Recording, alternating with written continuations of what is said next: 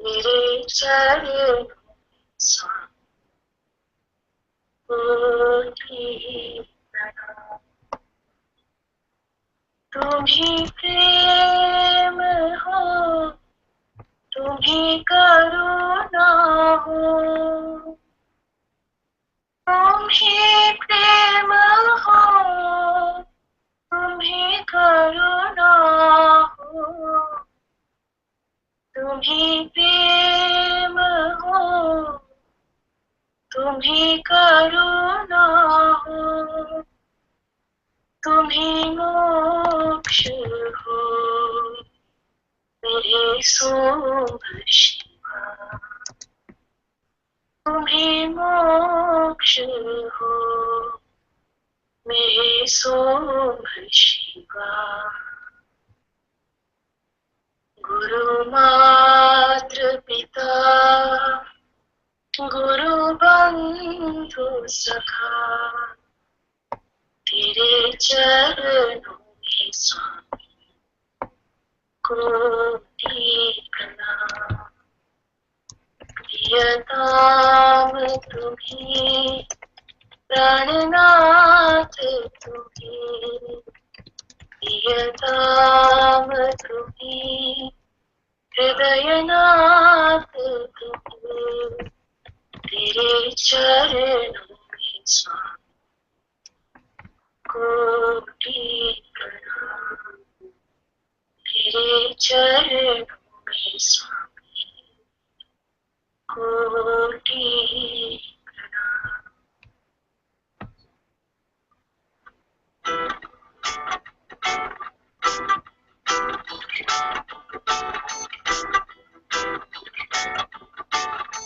ओम नमो भगवान।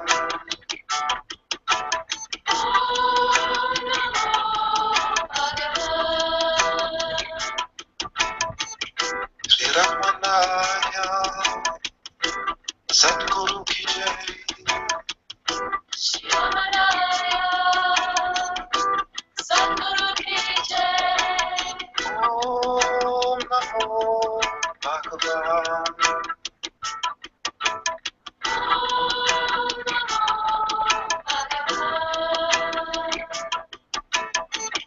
श्री मुझ महादेव सद्गुरु की जय। श्री महादेव सद्गुरु की जय। ओम अरुणाचल शिव ओम नमः शिवाय। ओम श्री अरुणाचल शिव। ओम नमः शिवाय।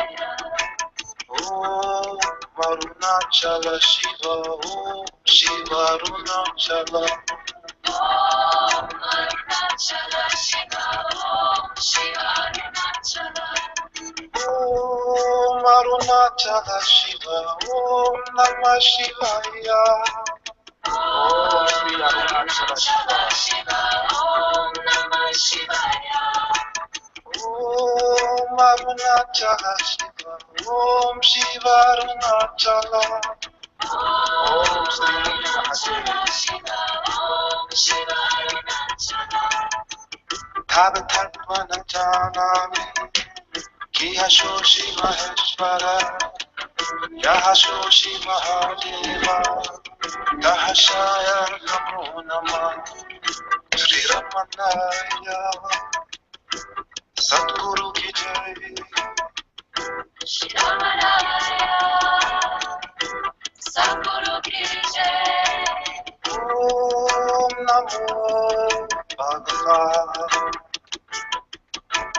ओम नमो भगवान। श्री मुनि महादेव सद्गुरु की जय। श्री मुझ महादेव सद्गुरु की जय। ओम अरुणाचल शिव ओम नमः शिवाय। ओम अरुणाचल शिव ओम नमः शिवाय। ओम अरुणाचल शिव ओम शिव अरुणाचल। ओम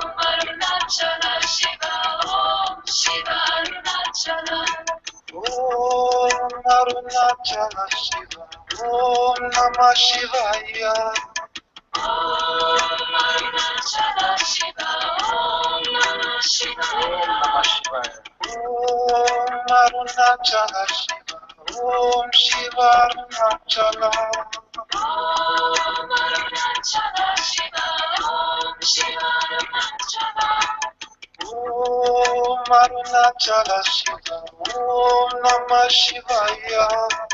Om Arunachala Shiva, Om Namah Shivaya.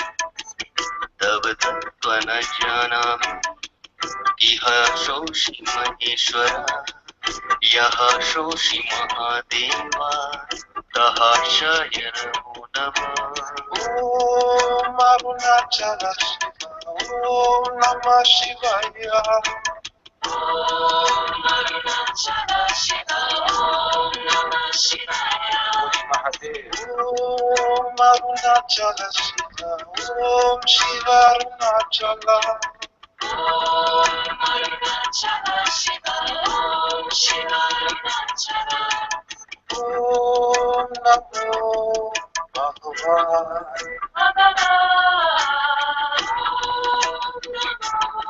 Om Namo Bhagavan.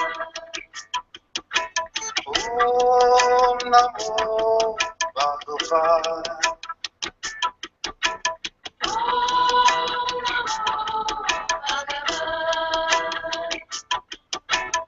Om Namo Bhagavan.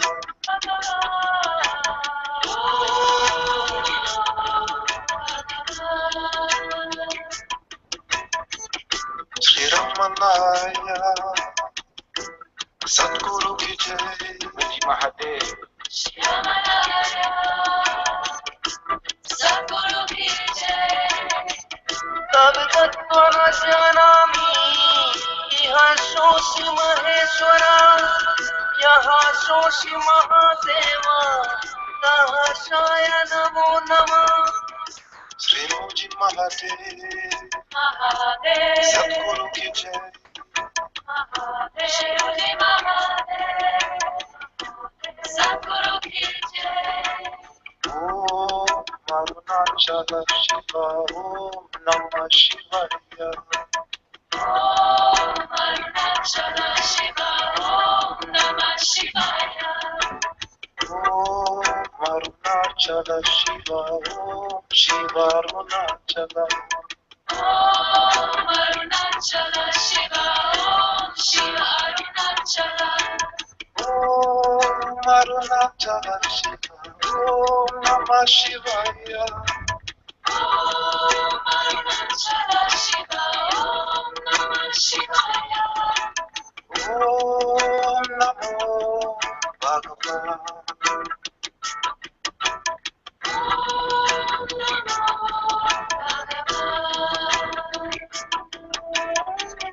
Shri Muji Mahadev, Sadguru ki jai. Shri Mahadev. Sadguru ki jai. Om Namo Bhagavan.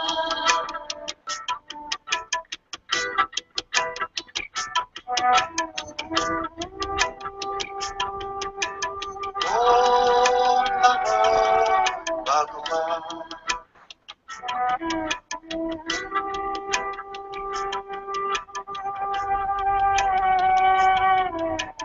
Om Namo Bhagavan.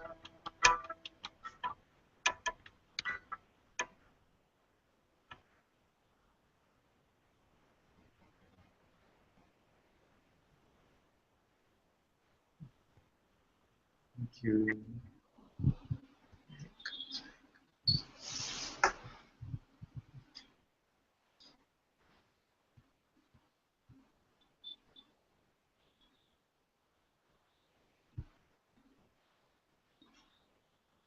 Namaste everyone. Very warm welcome to Satsang today. Sadguru Shri Mujiji ki Jai.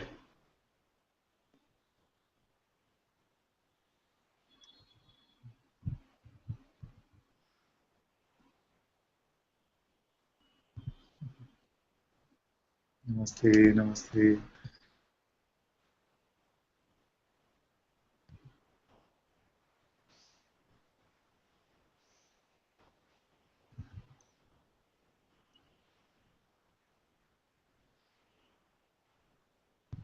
If you're in the Hangout, the way to ask questions is to unmute your mic. On YouTube chat, you can post your questions there and we will look at them.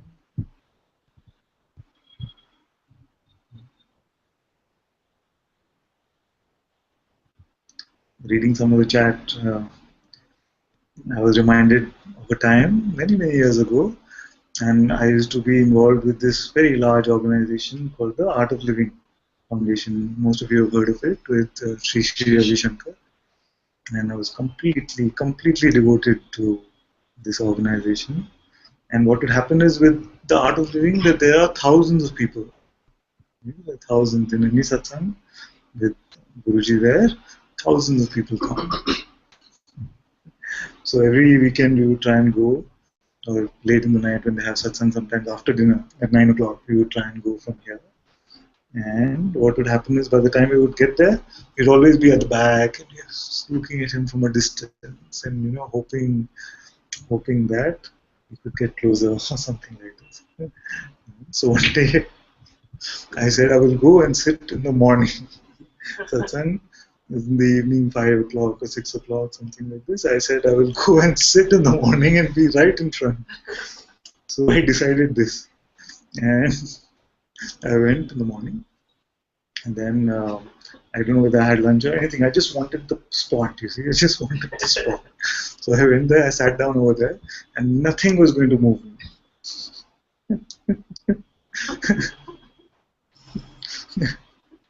And then satsang is going to start half an hour to go. People all behind. I'm feeling very good because I'm right in front at the prime spot for best view. So half an hour to go.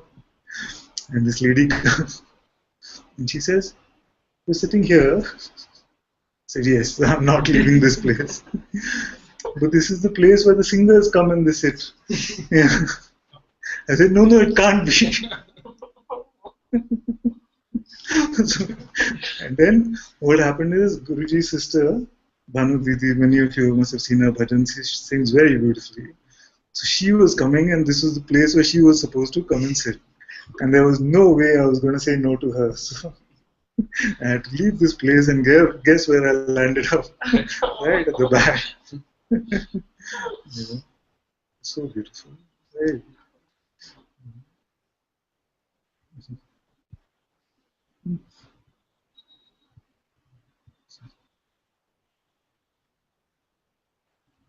That's why, although we make a joke of it and say that, these things that what is the best way to make God laugh?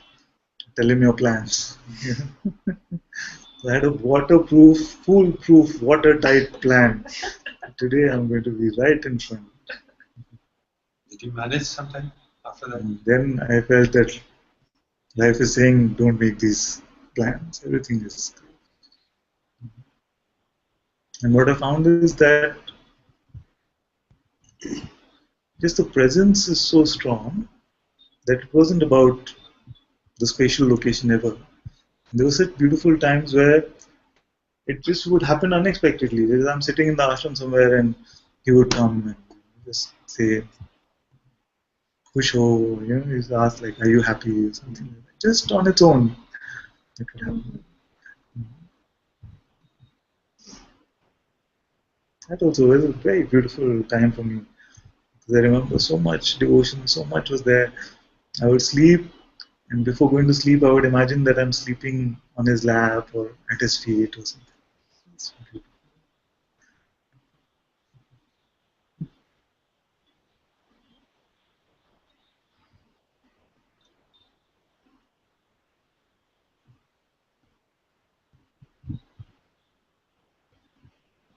I know sometimes there can be a lot of this feeling of some injustice or something. It can feel like, oh, these ones must definitely have the link early.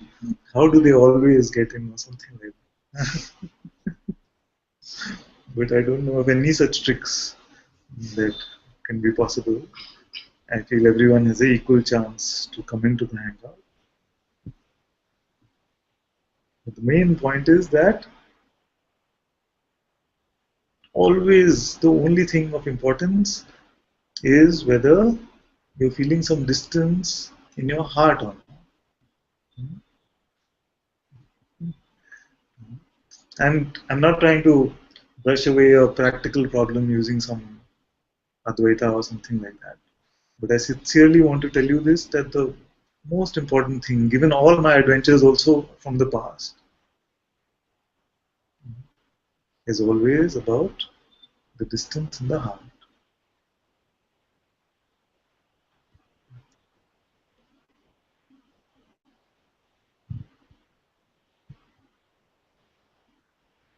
And when I say that the true Sadguru is actually your own presence, it's not in this form. It's completely true like this. Because it is truly not Ananta who is saying anything.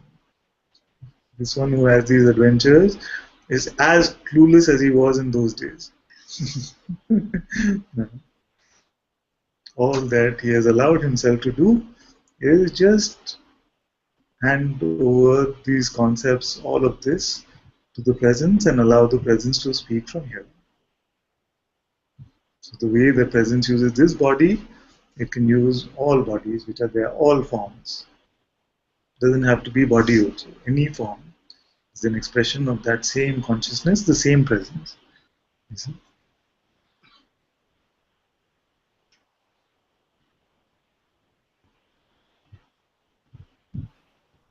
Can I come up, Father? Yes, my dear. Just one more thing I wanted to say about this was that even if you doubt the external form of the master, external form is the master, never doubt yourself. Never doubt your presence. That is most important. Because no form will live up to any expectation of the mind. I can tell you this completely clearly, again from my experiences, my adventures of the past, that once somebody is at a distance, it seems so beautiful, beautiful, beautiful. I want to get closer, closer, closer, closer. Once we get close, then the things that you notice when you're close, they start to seem like very big things for the mind. Many times it comes like this. Why does he do like this? Is he really free? All this can come. You see? And I know it's very natural for all these things to come. And I never feel bad if some of that stuff is coming. It's completely fine because it has all come here also. All that stuff is fine. But don't doubt your own presence.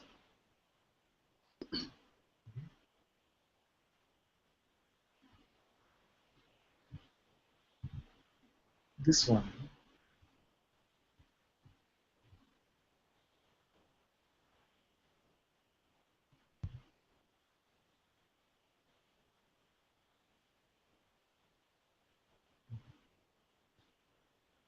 And many times we can say these things very just almost trivially, I can say, oh, can you stop being now? Almost as a matter of conversation. But the fact is that this contemplation, a very, very small percentage of the population is going to do.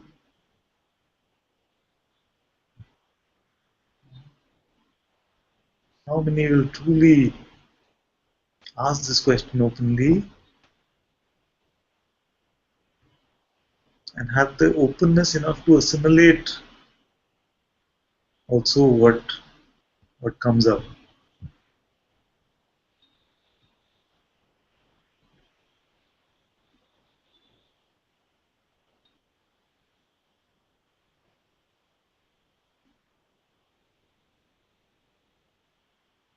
This presence cannot be doubted, you see.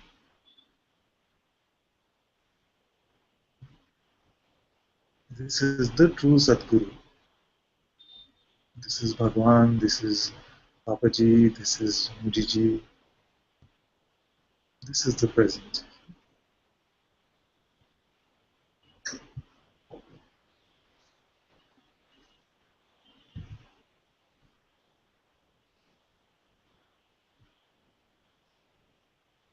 And by the grace of this presence, then everything becomes clearly seen as Satsang. Everything is already Satsang, but it becomes clearly seen as Satsang.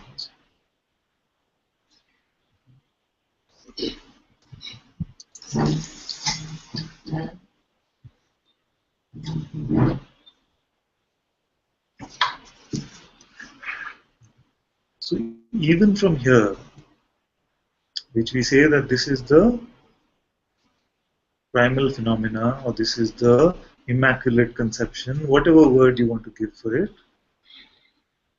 even speaking from here,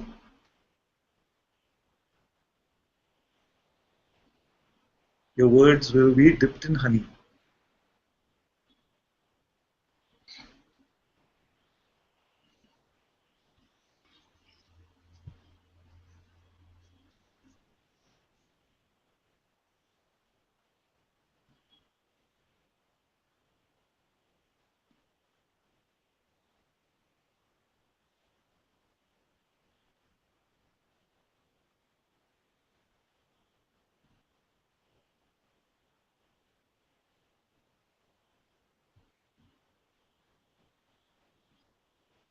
And from the perspective of that one, which is the witnessing of even this presence, words, no words, the presence, all of that also, it is untouched by. This is your Shiva nature, you see. This is Shiva himself.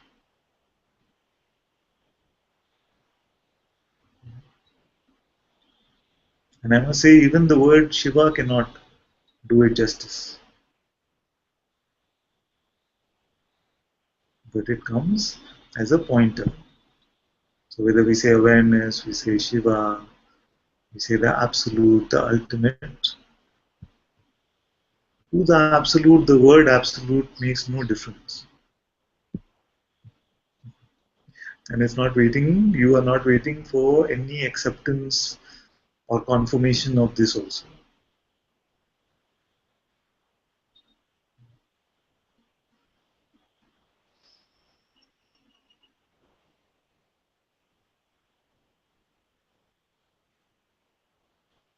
So all the rest, Sangha,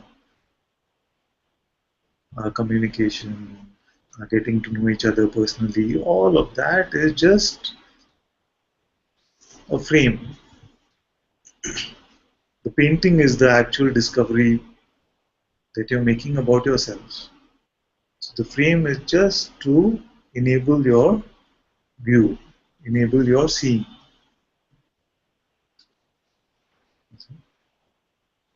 The form of the master, all of this is part of the frame.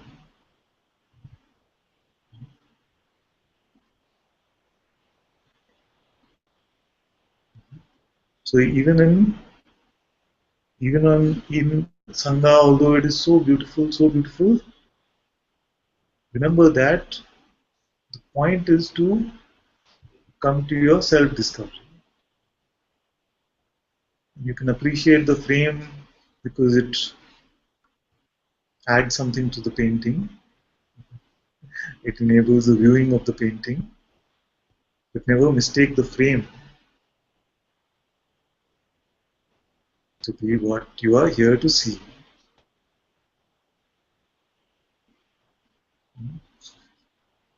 Have you ever gone to an exhibition and say, I'm going to see the frames?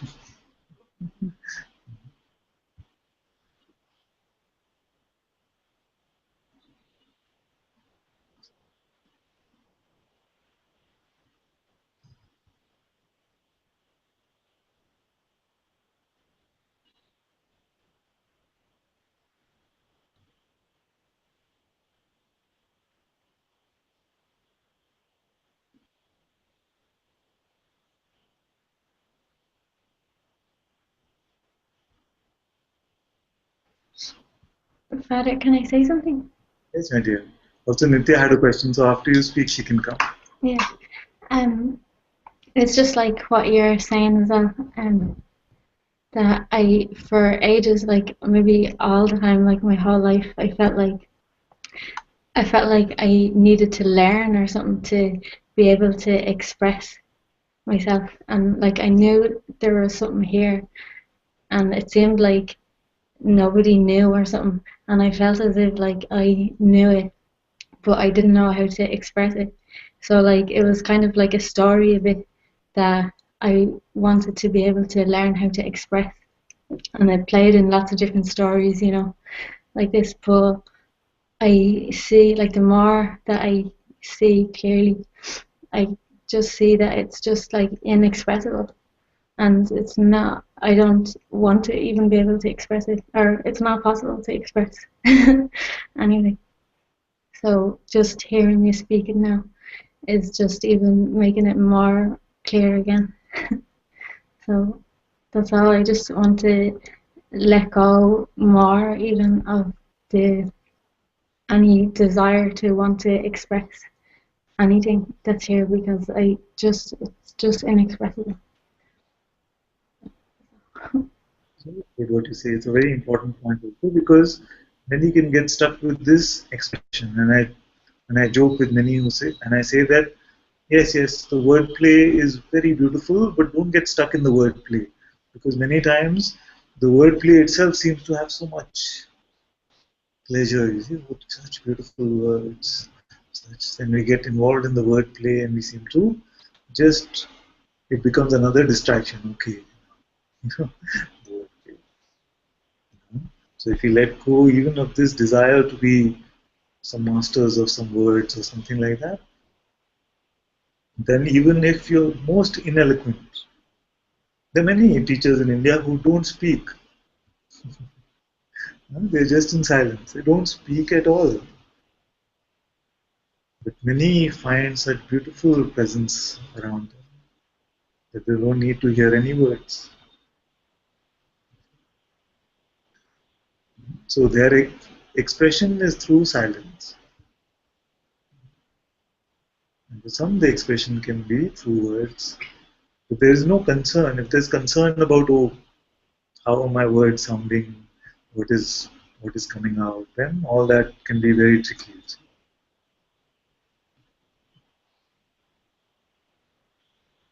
So first, it's very important to always remember that no truth can ever be spoken.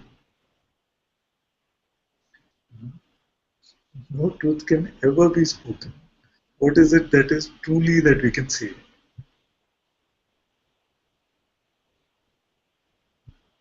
If we cannot even introduce ourselves in words, then what is the point of the story of this unintroduced?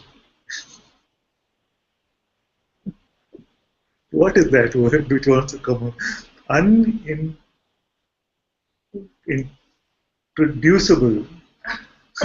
Unintroducible. If you cannot even introduce yourself, then what is the point of the story of the unintroducible one?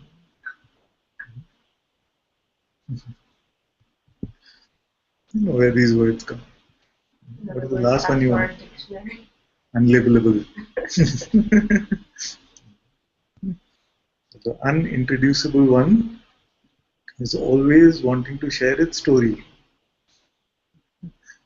and wants to make sure that it's expressing it correctly.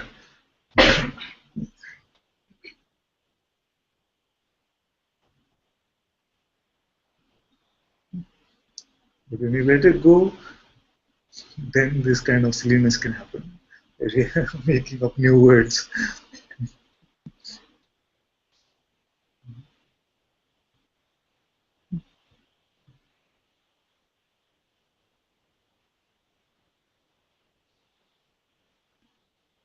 I would much rather hear the most ineloquent, incoherent language, but one that tastes of the love of your presence, than the best sounding, well crafted language. It has no interest for me actually.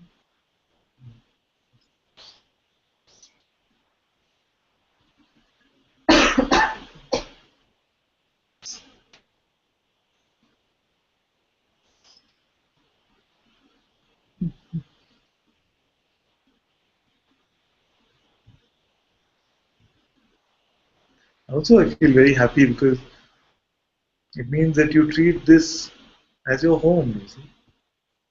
In your home, you are not deciding, okay, now this is what I'm going to say. You're not planning every word. Just whatever is coming, it's fine.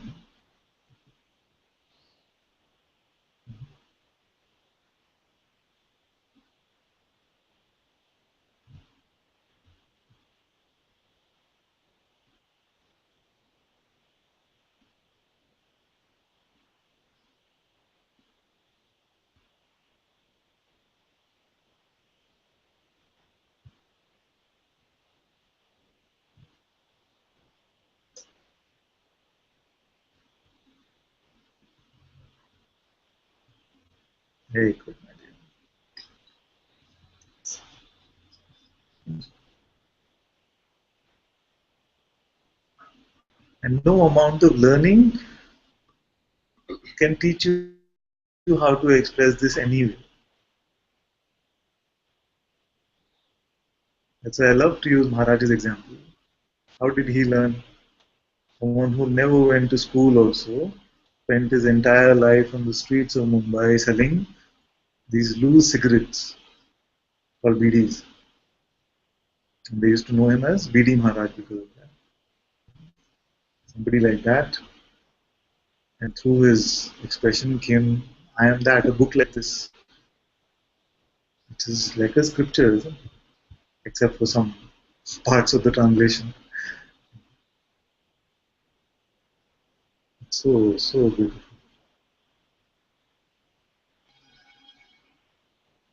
So who taught him the expression, how to express like this?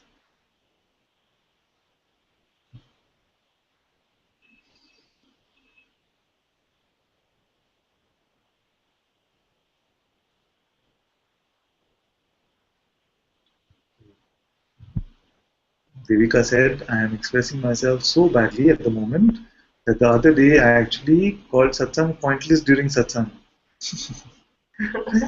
What? And just the previous day we explained the whole point of Satsang. And she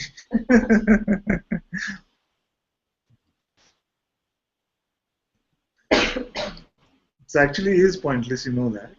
But we cannot say that, we can only say that from the absolute perspective.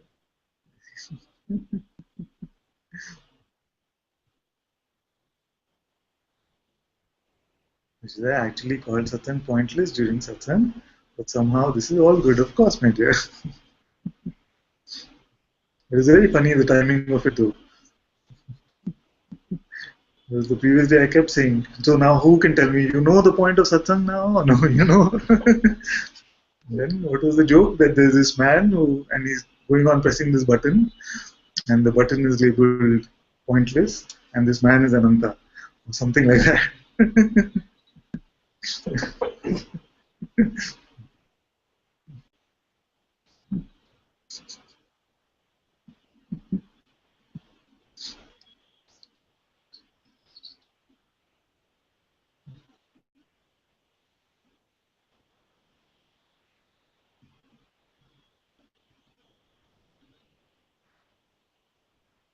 Okay, Nitya, my dear, you can come.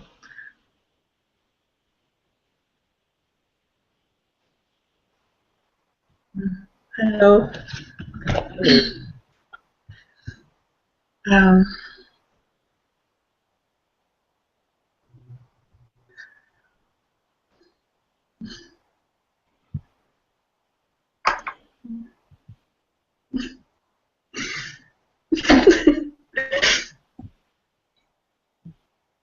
I just love you so much.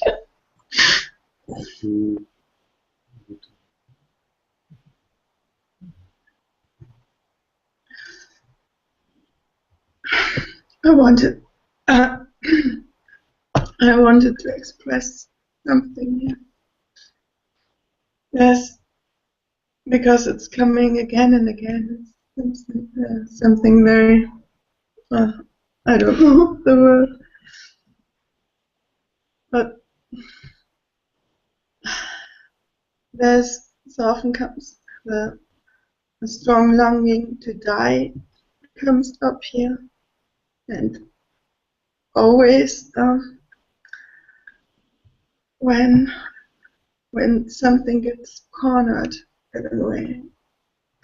And right now it is because my body is totally weak and there's no energy at all here.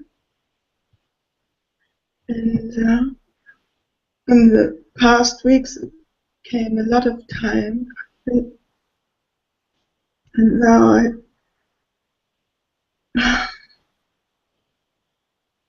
just I have no idea what I'm doing.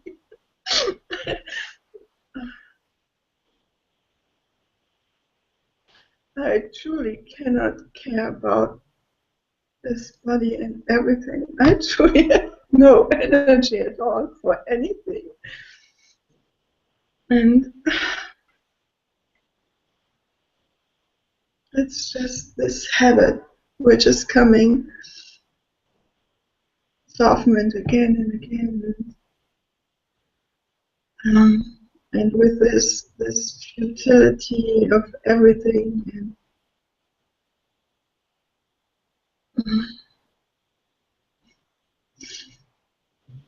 but somehow I'm so grateful. I have no I love you so much.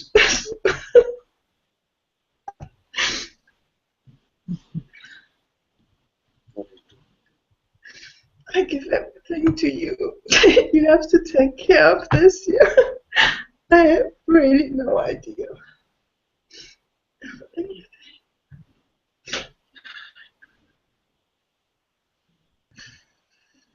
I love you too.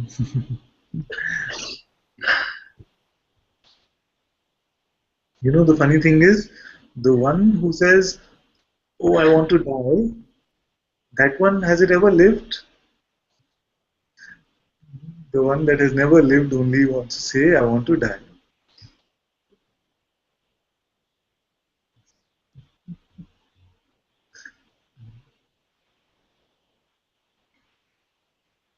The one that has wants, the one that has desire, even this, want to die. This one doesn't have any living essence about it.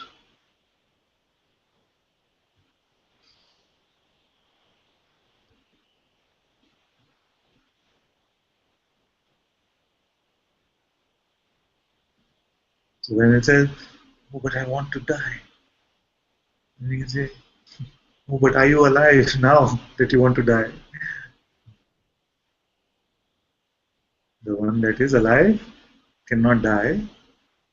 The one that is imagined is never alive.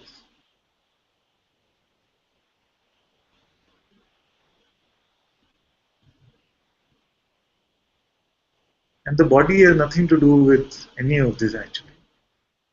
The body is just one innocent instrument, not asking for anything, not saying anything. When some pain is there, it is programmed to ask for some attention. That's all it is doing. It's only this mind which makes all the concepts about it. Says, I want to die, this body, I want to leave.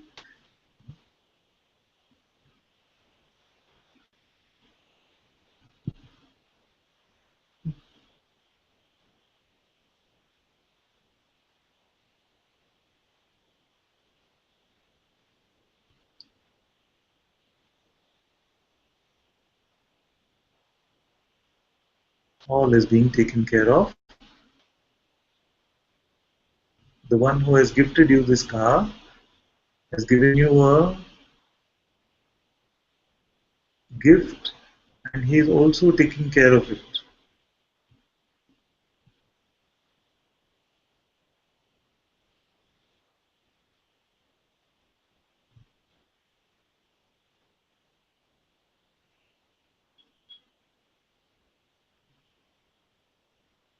So don't believe this way or that way.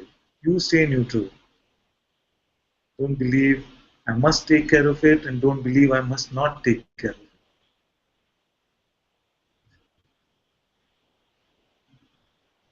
This beautiful neutrality I speak of,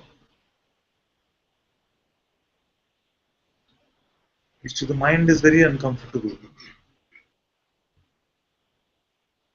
and it wants to come to some sort of a conclusion about this. So, should I take care of the body or should I not take care of the body? Neither. Just remain neutral. And the mind immediately will come and say, but does this mean I should neglect it? No, I didn't say that. I said neither. Remain neutral and see how it flows. And if you come to me and say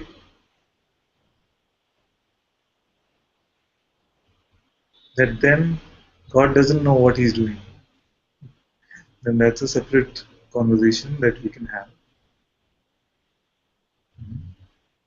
At least stay in that neutrality, which we can use a fancy word like surrender or something like that. And see if the creator of the universe has some trouble taking care of anything at all.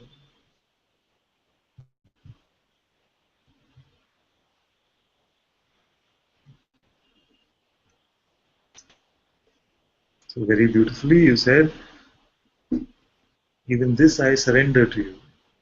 So surrender is this neutrality. Surrender is neither desire or aversion.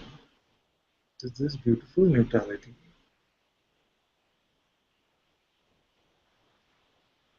And surrender is unconcerned about the outcome.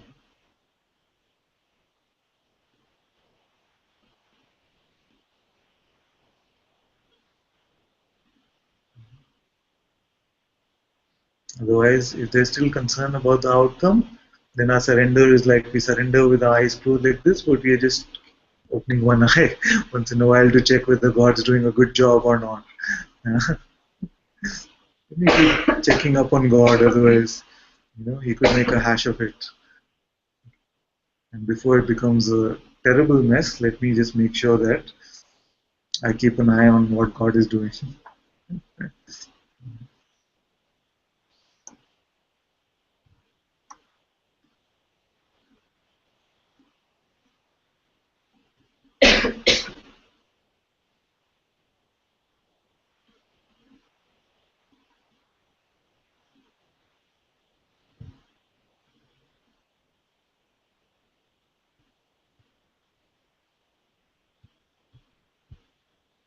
Then suddenly you might find that you woke up tomorrow and there's so much energy present to take care of the body. It's automatically just moving in that direction. And on other days you might find that no energy is there. But I can tell you that what is needed to happen through this body, God will provide energy for it. So don't try to force any energy. See?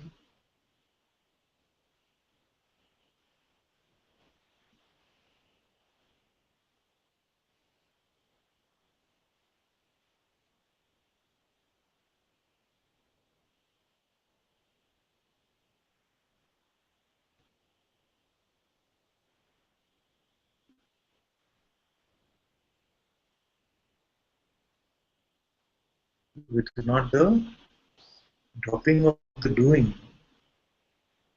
it is only the dropping of the doer.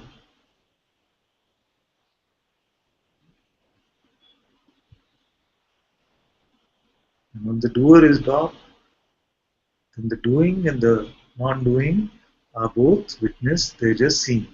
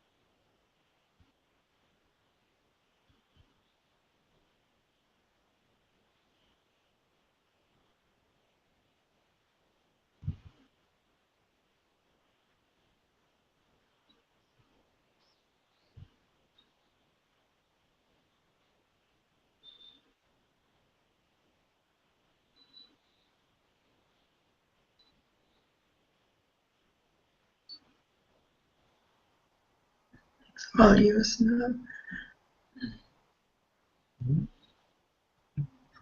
It's all yours now.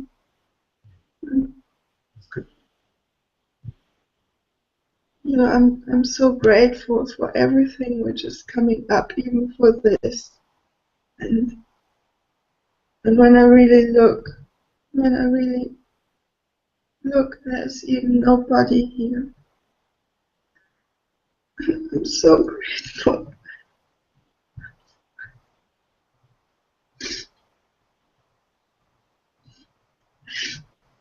I just love you so much. Thank you. Thank you so much. Thank you too.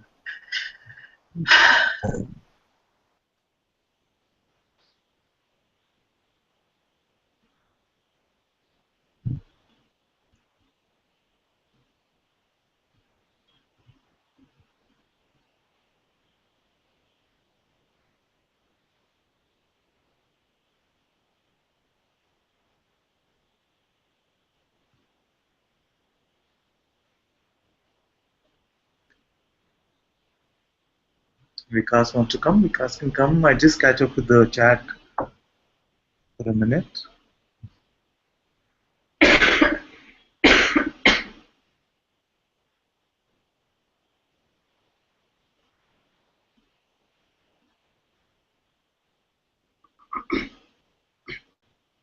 Yes, it's still mostly about the hangout and the place.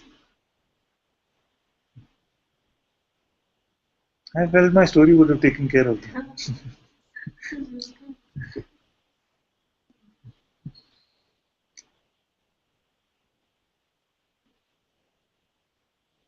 Yes. Parvati says, I'm thinking of doing announcements before Satsang, like in Muji Sangha. You can all give feedback on chat too if you want. Yeah, good idea. Good idea. At least for those that are new, will understand some of it.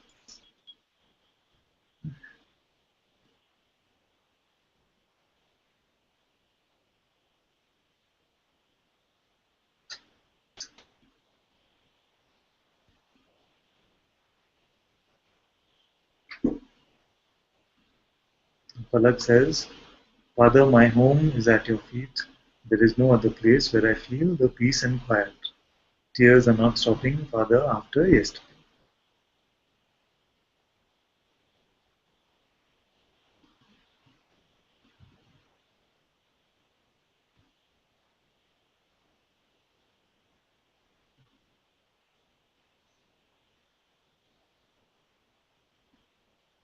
It's okay like this. It's okay for the tears to come.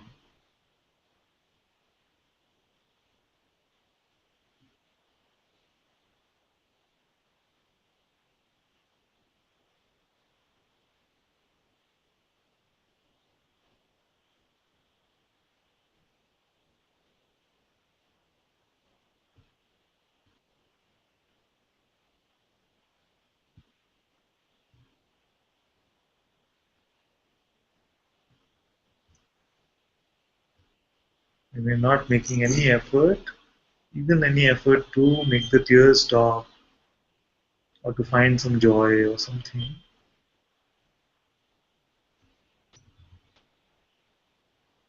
when you're completely effortless,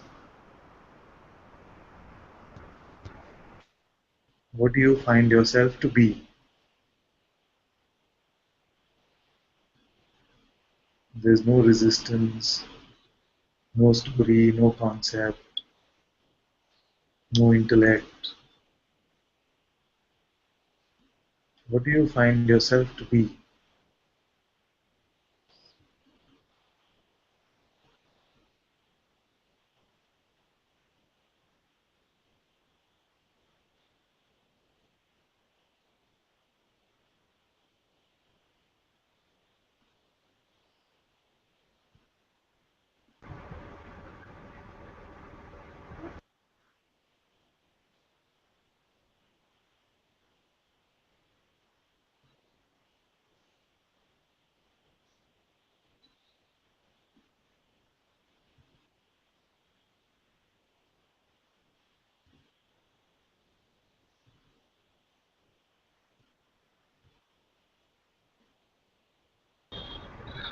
Can I come up, Father? Be this nothing which is aware of all that is something.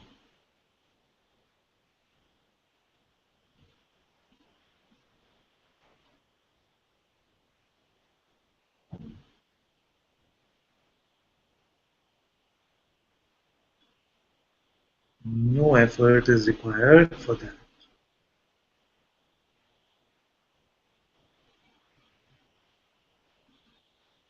So maybe we need a different language to articulate this, because if I say be this nothing, it feels like there's something to do for me. Actually, that is the constraint of language. Speaking of is the dropping of this sense of effort.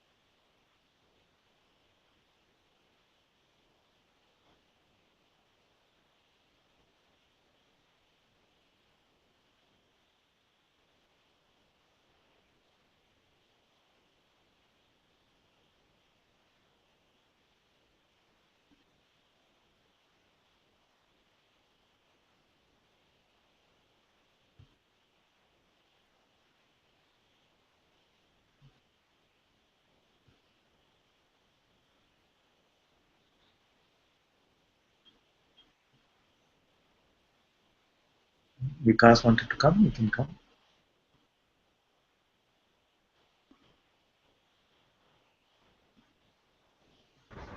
Same idea. Good evening, Father.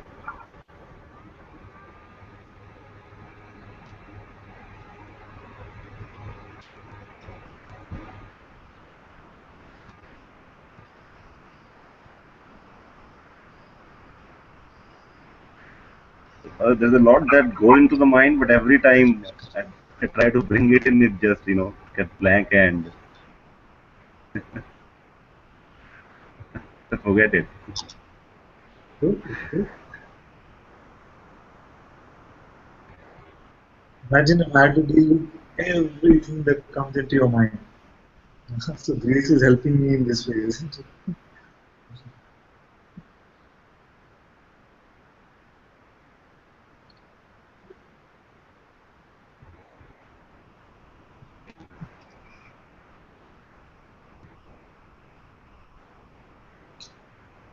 So rather than a question, now it's just a prayer that always keep me at your feet.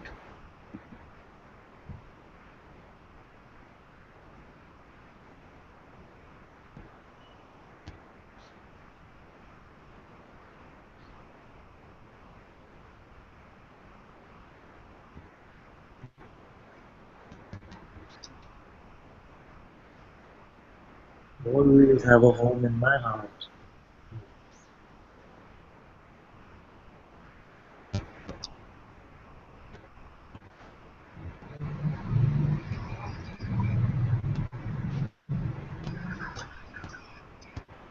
And from my heart, what can touch you?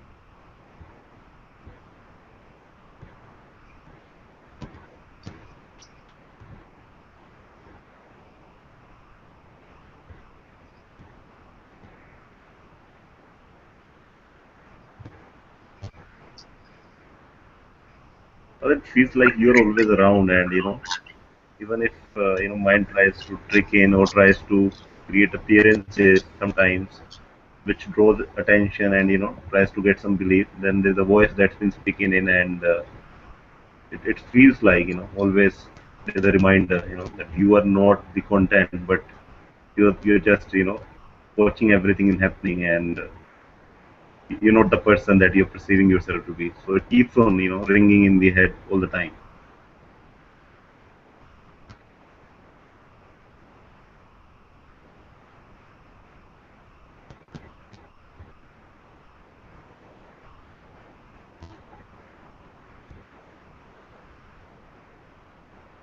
Even this voice will complete itself because even this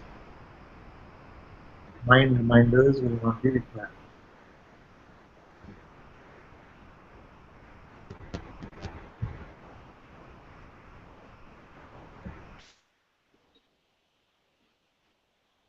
Because actually it will become so clear to you that nothing from the mind is worth the trouble. You see? It's already clear, but sometimes we forget. So it will become more and more clear that nothing from the mind is actually worth the trouble. It comes very well dressed sometimes. The best suit on, it says, I am VIP thought. You can let go of all those other ones, my minions which I sent is fine. But I am the big guy. You better listen to me because I have a fantastic deal for you. Either that or you better listen to me, otherwise you're in big trouble. Either that or this one. You want freedom? Freedom? This one is the voice of freedom itself. All these hats it can put on, all these clothes it will wear, and it will come very well dressed. This one. I got something which is worthy of my belief.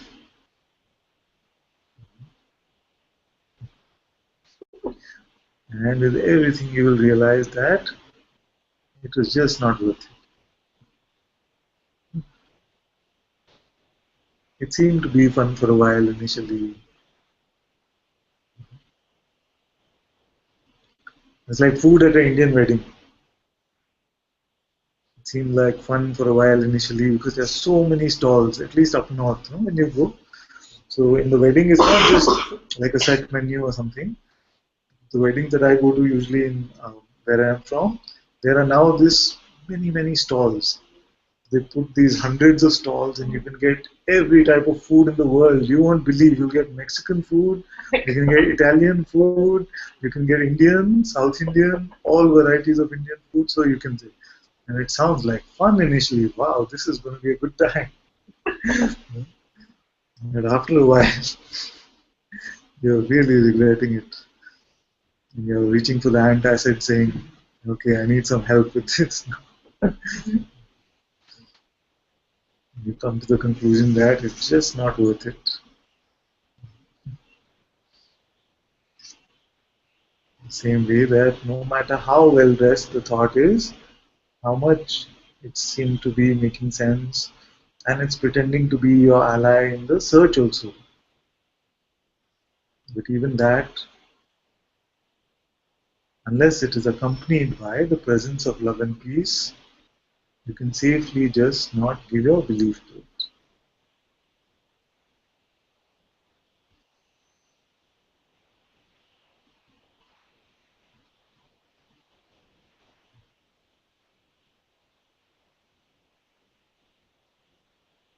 That which carries my love is me.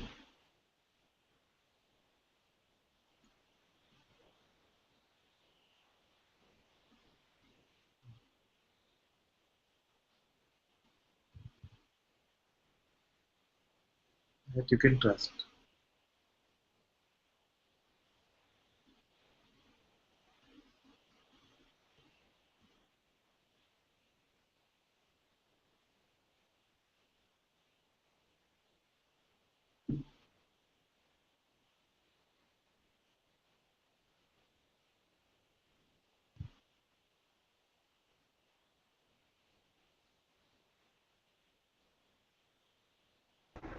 Thank you, Father.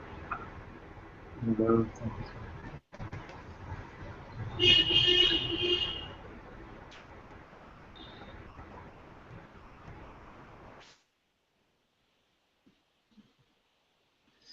I'm not sure what I'm supposed to read next, actually. Sometimes, you see the words and you're like, am I really supposed to read them? We had this once where we said the moderator will read the questions. No, what happened to that? Amba is in trouble now. There's a question from Aparna, but Aparna is in the hangout, so maybe she wants to say it, or maybe she doesn't. Anna can say herself. Yeah. Good. Namaste, Father. Namaste, my dear. Um, um, since morning, there's a lot of sadness coming, Father. I also messaged you about the situation. I hope you've seen that. Yeah. Um, because initially I had a little bit of frustration because of that. Then after all this speaking and all, there's a lot of emotions coming out. I started crying and all those things.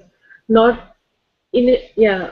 At that moment, I picked up the that situation, what is going to happen and all. And then when I started inquiry kind of thing, then I really started getting vigilant. What you said yesterday about being, not picking up the voice in the head, whatever it says, just don't trust it. So I started doing that yesterday only. Whatever it says, I was just not giving attention to it. So not because at that moment I picked up. So because I've been doing that, there's kind of peace in me now. Any thoughts come, it's just totally ignored. As in, like it comes, it's trying its best moves Yeah. to speak about the situations first. If I don't take that into consideration, then it'll come back as spiritual thoughts. If I don't think that, then it'll say something against you, or as you're not giving consideration, or I don't have to tell you all these things, these kind of things, and all it's trying. So I'm just ignoring all. I'm not even.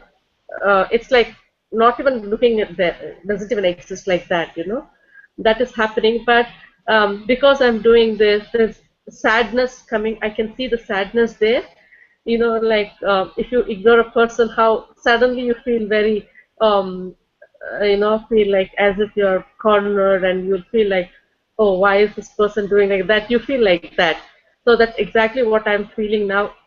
It's strange that I'm feeling for myself, and also the voice or my thoughts is also trying to make me feel pity about myself.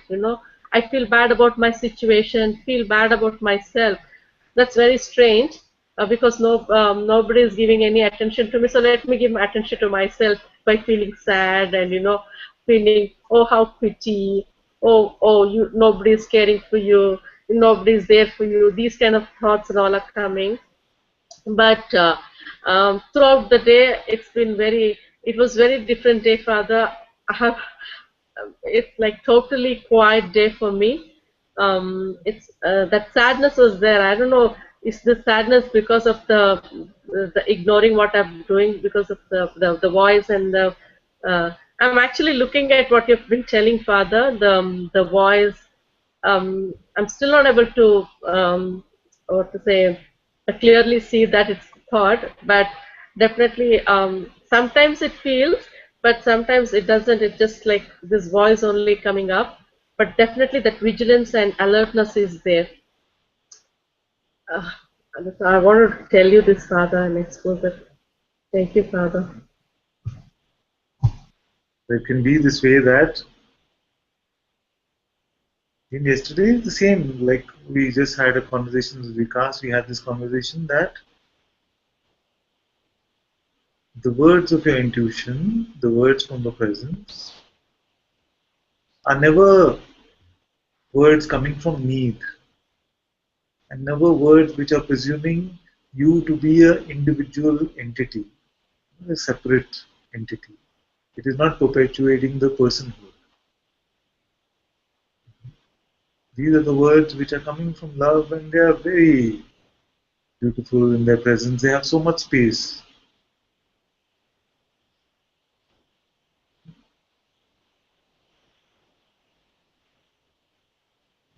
But what can happen sometimes in spirituality is that the mind itself tries to modulate itself and speak as this authoritative master or something.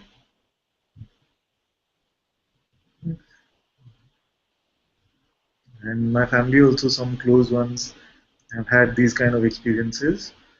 And as the journey went along for them, it has not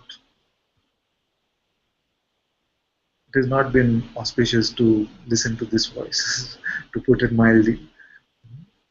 So you find that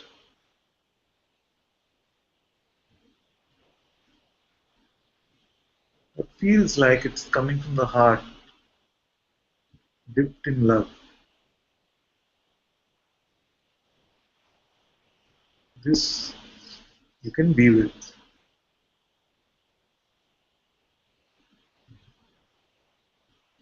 You spoke about there being a sense of sadness. Okay, I'm not, and also it's seeming like some effort is going into this. So don't work hard at not listening to the voice. Don't even try to withdraw your attention from it. That whatever is being spoken, let it be spoken. Just keep your belief with you. A sense that this is meaningful for me. This sense of me that you keep with you. In this way, it doesn't become a personal identification. So let it get released, whatever needs to get released. Don't have to push anything away, resist something, ignore it forcefully. You don't have to do any of this.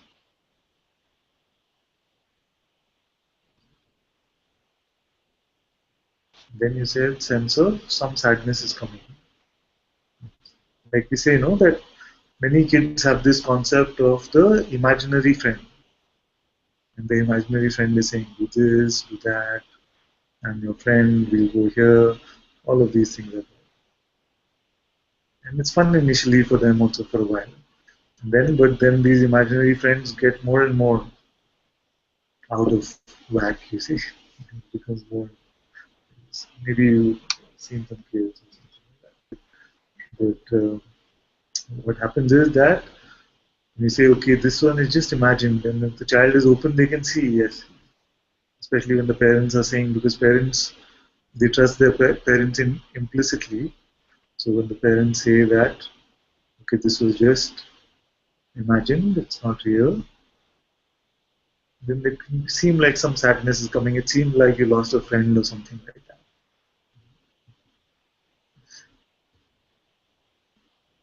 It's okay.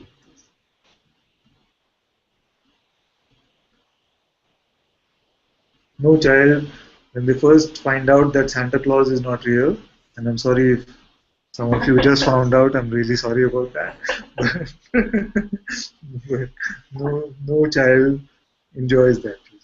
Most of them, at least, they feel that there's a sense of sadness that comes. It's the tooth fairy.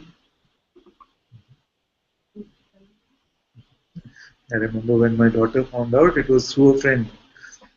a friend told her, an older friend, she told her that there is no tooth fairy. It's just your mother who keeps those gifts under the pillow, something like that. And she came back home crying, saying, "My friend said."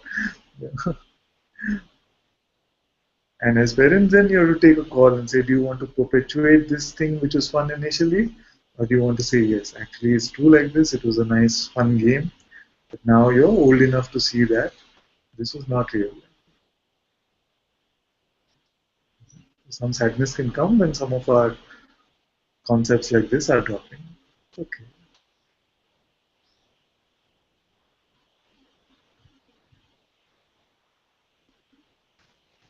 There is no actual worry for the situation, what is going on. Everything is accepted, as in like what, because I know there is no control of what I can do.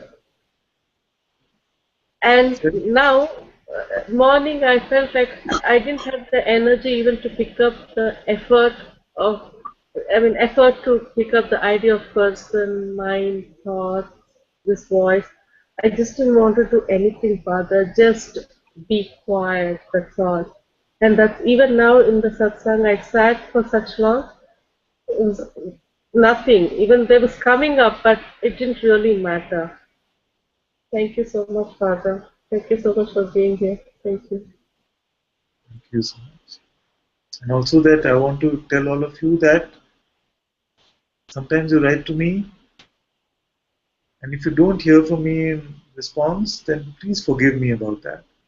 Because you will find that you write to me and it might seem like it is something very deep that you wrote and he's not responding, and then suddenly he comes on chat and makes a joke or something like that. So what is he really, does he really care about me, does he love me, or he just says it like that for words or something like that. This kind of thing can come in those times. Just forgive me and know that it doesn't have anything to do with what you mean to me. You are my heart, you see.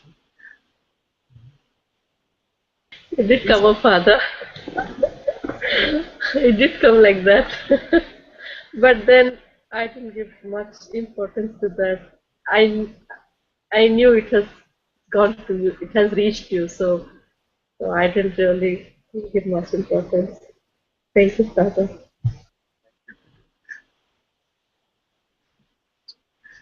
So when it comes like this, you just know that it's not as if I'm trying to ignore you, or I don't love you, or I love somebody else more. All of this is not.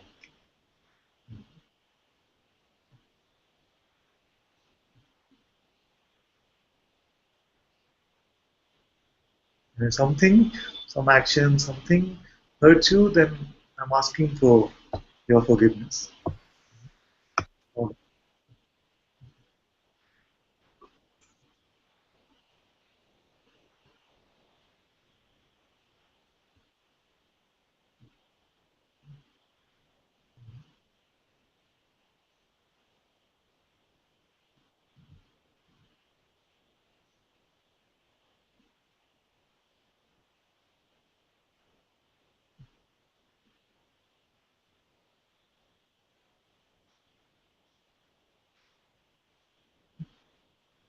many times I have to be honest. I open my Facebook or I open my email, and there are many messages there. I click, and I can't honestly register who is sending what. Just one stream. Like sometimes in chat also, it's just one stream, and it's just not possible. I don't know whether it's possible for all of you, but at least here, I don't have this ability to register now that, oh, Aparna sent this, and this one sent this, and then you know, just feel like some stream is flowing, and something is taking care of all of this. Something is taking care of.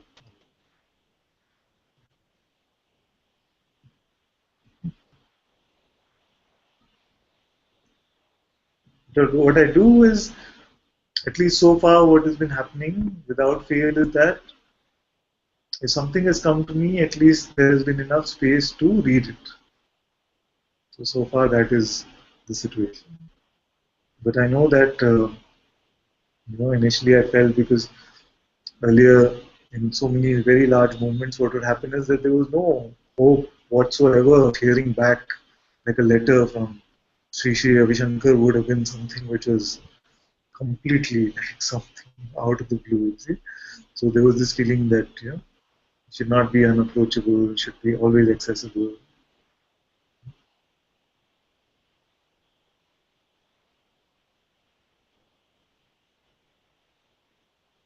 And something I know that is taking care of all of this on its own. Because almost on a weekly basis, I get some message, somebody or the other who's saying that I'm on the verge of suicide, I'm thinking of doing this, I'm thinking of doing that, all these kind of things. And I find many times no response even goes to them. And here also the mind pops up and says, but it's suicide,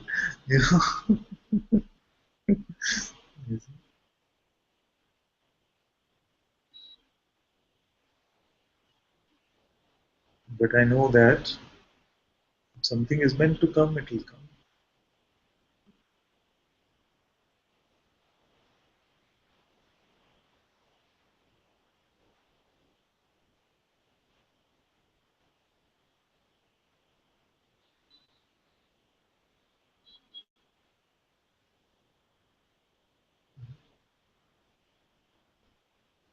But everything that you send me is at least read and handed over at the feet of my father.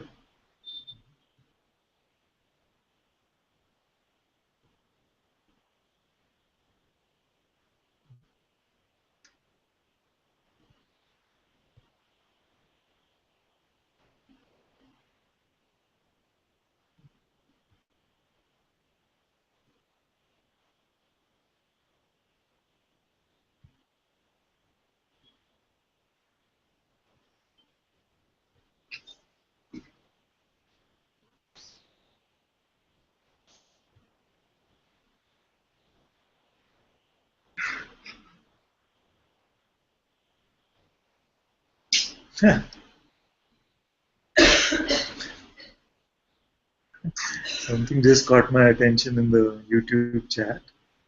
Andrew said, other people at work are asking me how much money I pay you because your house looks so nice.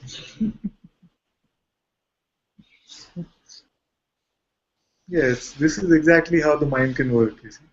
Exactly, and this is the primary reason that even if there was a need, if there are some Sangha members who need something, I try to say, okay, I will just send the money myself. I would rather not do too much fundraising and do any of that. Because very quickly, those who haven't been in satsang can start saying, oh, see, now it started. Now it started. It was all free. Now he's doing fundraising. You see, like this. It was just initially getting everybody in, and now he's going to milk them for all that they have. Yeah. So I want to say that this fundraising money thing will not be a factor. I don't feel that anything will make this a factor in our relationship.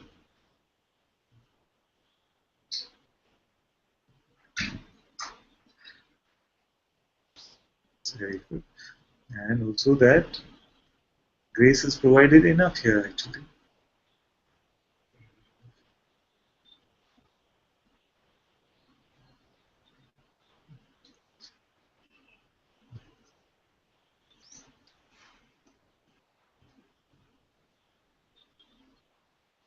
So my only participation in fundraising activities with the Sangha or for Satsang have been as a donor actually.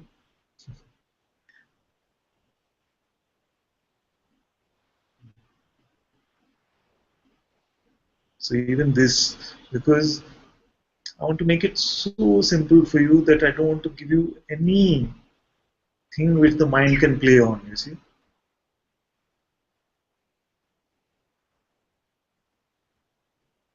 So you cannot, so far through the grace of my Father, I feel you cannot say that any sort of way, any exploitation has happened here. And this is my open invitation to all of you. If you sense even little bit of any sort of exploitation, I've told all of you, isn't it? please bring it up in satsang and expose it openly that this is the way that Ananta exploited me. And I will not censor you. Nobody will reject you from the hangout or from chat. You come and say. Because I know how attractive, how juicy all of these things can be for the mind.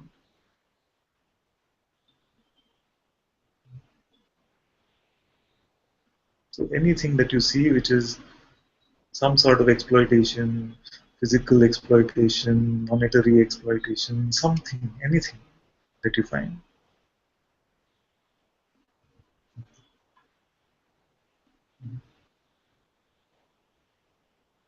I'm not saying from any sense of arrogance, nothing like that. Just I know it's the grace of my Father.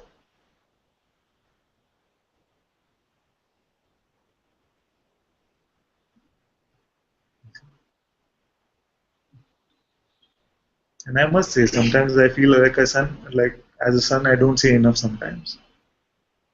I must say that if there is one being that I've met who's completely devoted to satsang and has no interest in any of the frills, it is my father. It is Mujiji.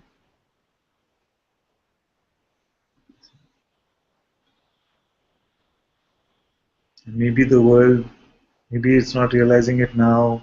Maybe many of you wonder why this ashram, why money goes there, and all of these things can come. But one day you will see that so much light will be brought through this. So much light. This is already being brought actually.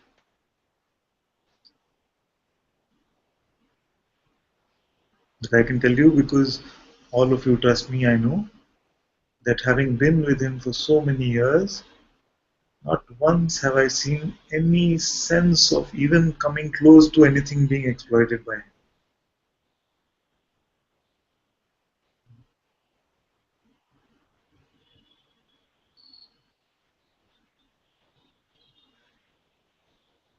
It's very good that Parvati and the moderators also said, okay, we'll keep this kind of thread here, so let people come and express openly what they feel. I feel it's very healthy because you can come and share, and then whatever doubts are there, let them get cleared.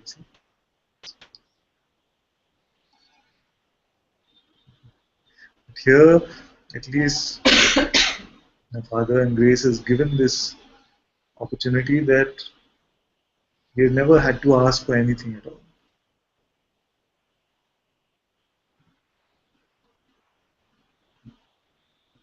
So even this has been also taken away from the mind to play with.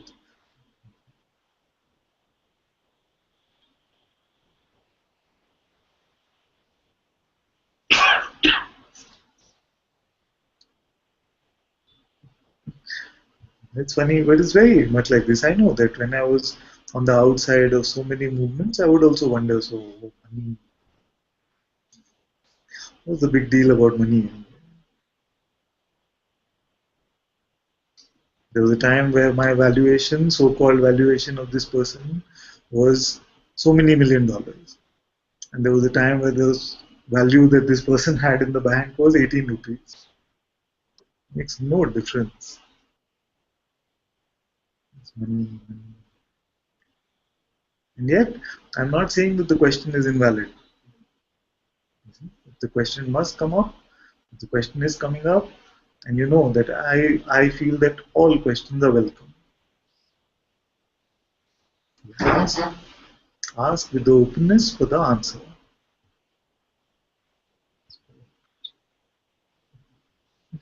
So good. Thank you so much for triggering this conversation today. Andrew's friends who said, Father, people at work are asking me how much money I pay you because your house looks so nice.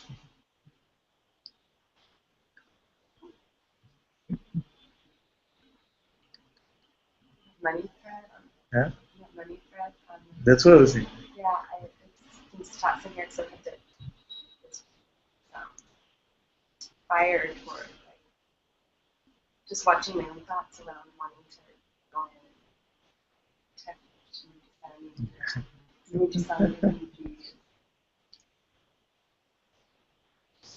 also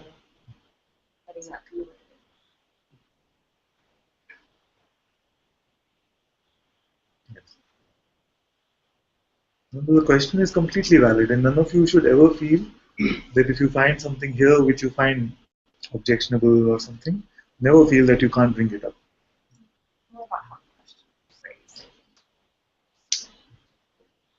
For me, what happens is automatically first is benefit of doubt. So I don't pay too much attention to phrasing. I say, okay, what is something which is worth looking at? Even yesterday, when somebody said in abusive language, they said, whatever is going on here. I read the words and I said, okay, the language is bad, but could there be a sincere question behind that? You see, maybe something really wants to know what is really going on. So my feeling first is to feel that it's a sincere question and then wait for the other evidence to come. But once it's clear that it's completely insincere, then it can be dropped.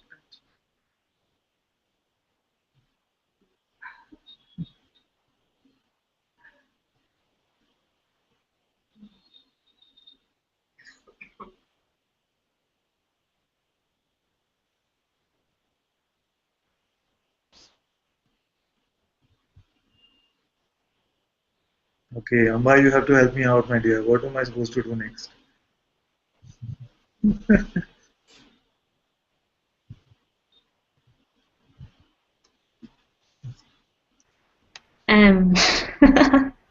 Sorry, I don't know either.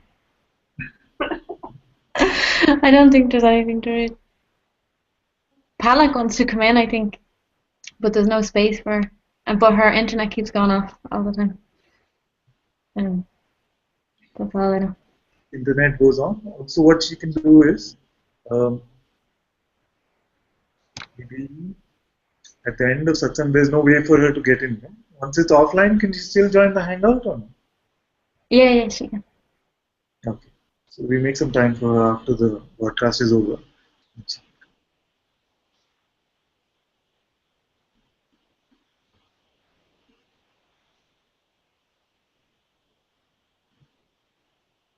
Aditi is also saying something. Let me see what she said.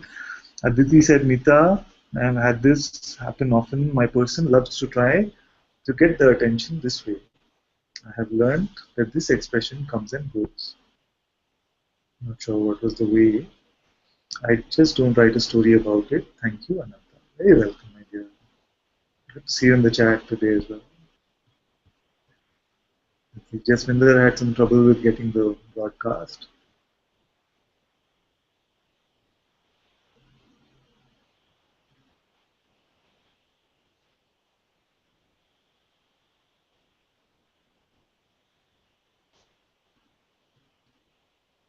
Maya says very dark in your house now. See, you guys not paying me enough. I don't have light.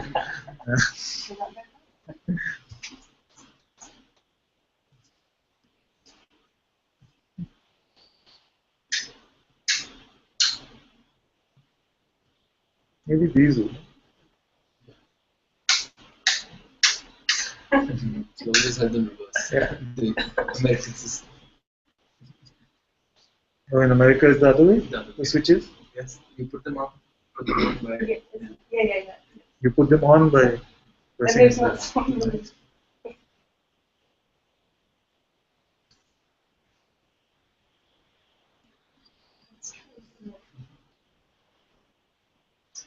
Shanti says,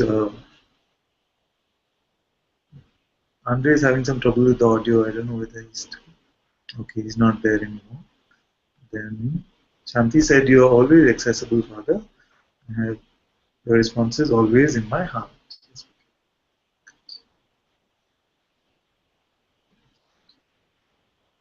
And Shanti says, "You're a heart donor, Father. I have had a heart transplant with your heart." So beautiful.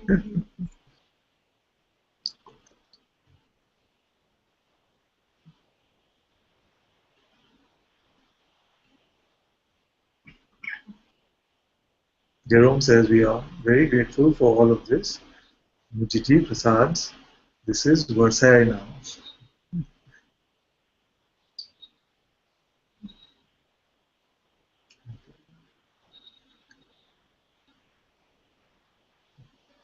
Wow, Jenny managed to type something in bold. How did she manage that in the Hangout? So she says first in normal text, Father, this is not an issue here at all. Somehow, even if I paid Guruji and the money was used for personal gain, I feel it would make absolutely no difference at all. Oh, if I and then in bold she said, if I paid you or Guruji. How did you manage the bold? You typed it hard.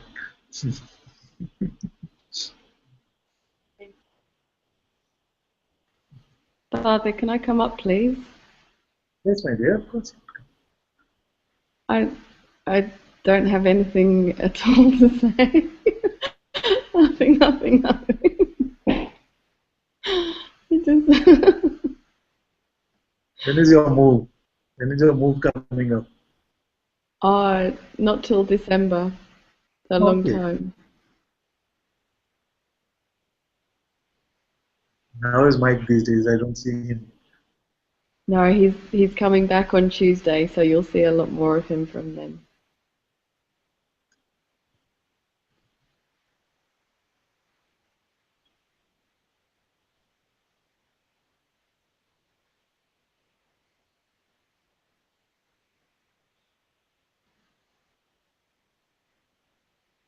You should send Izzy here for a few days to teach my kids a thing or two.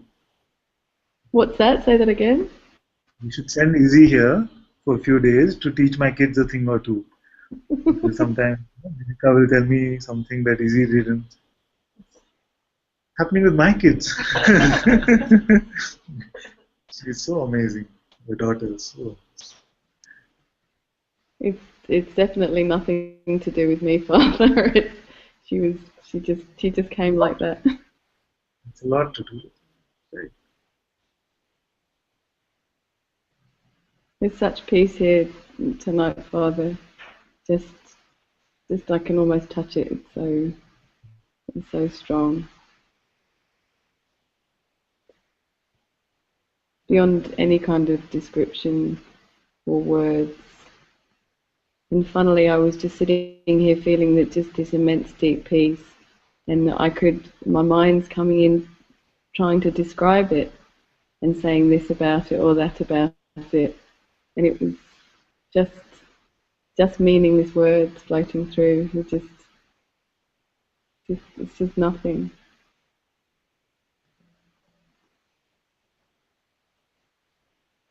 I feel like even the words "I love you" are just completely irrelevant.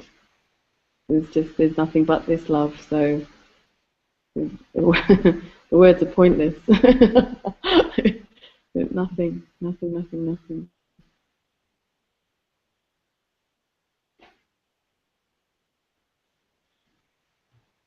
Thank you.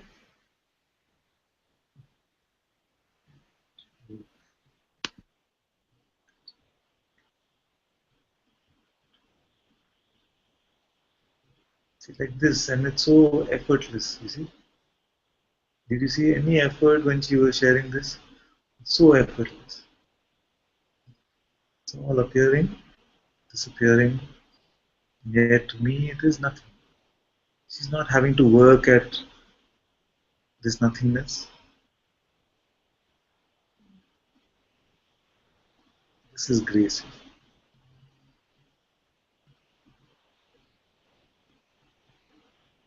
No use of intellect also, nothing. Just no concern about the content of the words.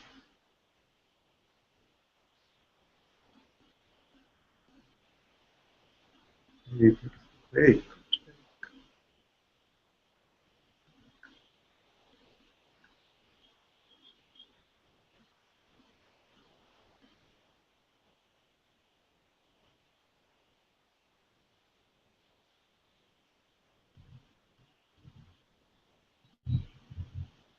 When I hear you like this, no, when I hear like this, then I feel that I should be the one listening actually.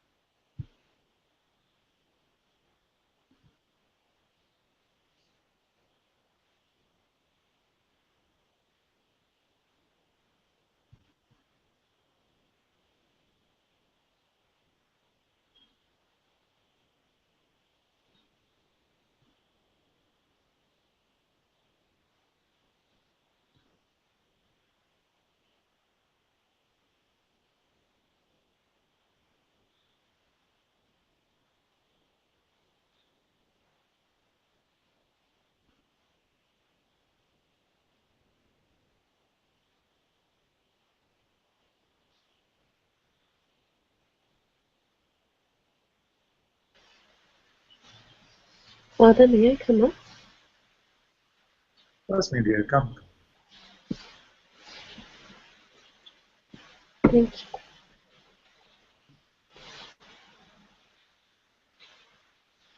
When I hear the sound of my voice, it doesn't sound like my voice.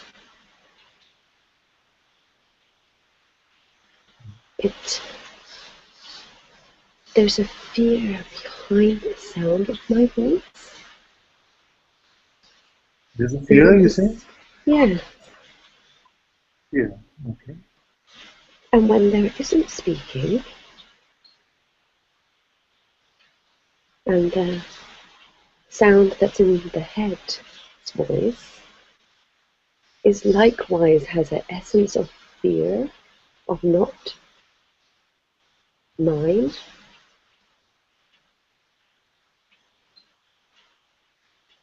So silence is bliss. I'm not able to hear you that well, my dear. Silence is less, you say? It's bliss. Silence seems to be the only solid, satisfied space. But I don't know. But I don't recognize the voice that's speaking. I just don't recognize that voice.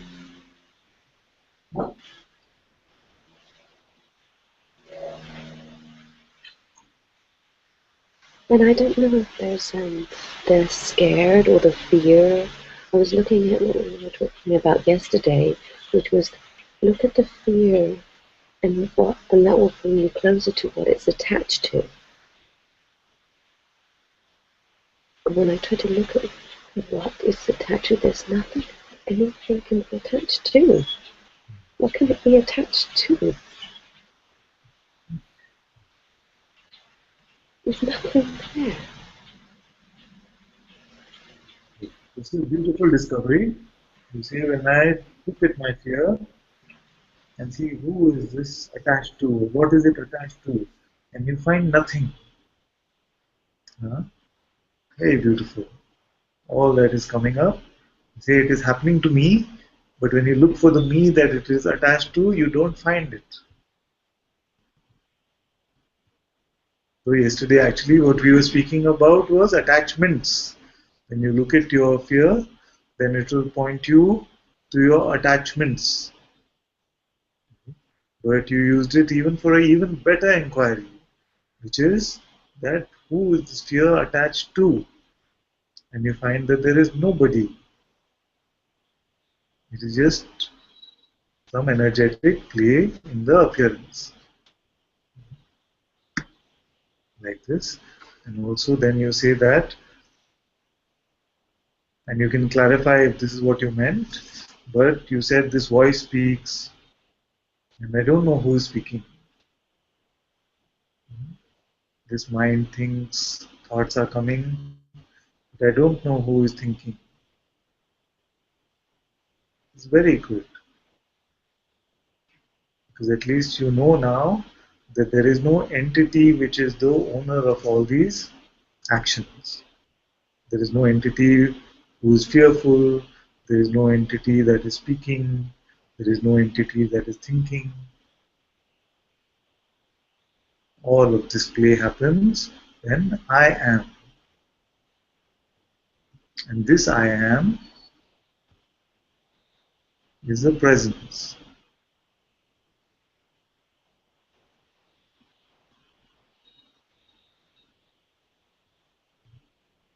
It's like the light of the projector. When the light is switched on, then the movie shows up on the screen. But the light is untouched by the events of the movie. And the light is not running the movie personally. It doesn't become each character. Sometimes we start believing that, why is this consciousness? Why is it doing this to me? Why is this happening to me like this? So it's not running this world personally, you see. It's just the light. And the appearances are free to dance as they dance.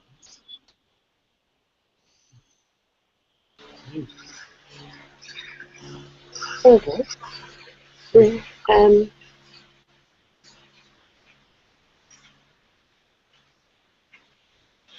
How is that when things disappear so quickly? How does what disappear? How is it that the thought disappears so quickly? It's like I was saying, nothing can touch nothing. So when something hears you speaking that touches nothing, then there's this feeling that the nothing knows about the nothing. And then there's nobody to know here about the nothing. Oh boy. I heard this. They make complete sense. Because this knowing which you speak of now is not a mental knowing. It's the knowing that I am aware now. Who knows this? The mind does not know this. You see? So what awareness is, or what you are really, is this all-seeing, all-knowing, supreme intelligence, which we best find the word awareness for. But that's why I say awareness itself is not a good enough label for what you are. Or seeing or witnessing also not a good enough label for what you are. Because it is not just the seeing, it is also this very primal, before primal knowing. The intelligence before intelligence, that intelligence, you see, that you are.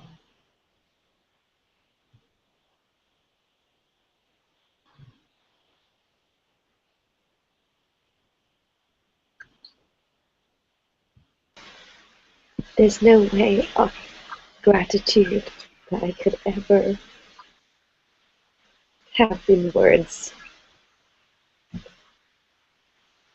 Okay, my dear.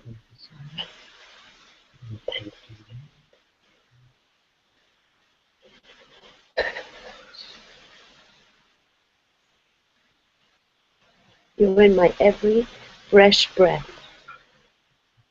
If anything is bubbling or occurring, every breath I hear you. I can even speak the Indian accent in my breath of you speaking, which sounds so funny. Yes, yes, I know this very well. Same. This I can hear the Jamaican accent. Same.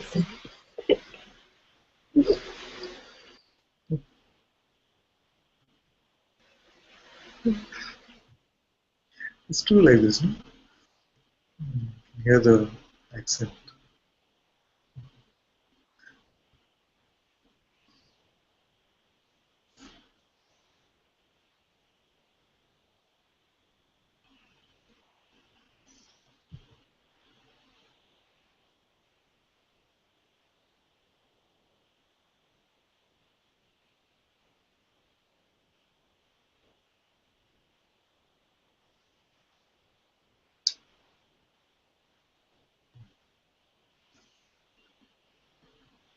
And Stephen said, Ananta has to save money and electricity. Ananta has to save money and electricity here in the world. I live. Oh. Maybe Amba, you want to read this for me? I'm not able to process the words. Okay. You know where I am? Stephen, this Yeah. first. Okay. Ananta has to save money and electricity. Here in the world I live, your worth is measured on how much you work and how much money you earn.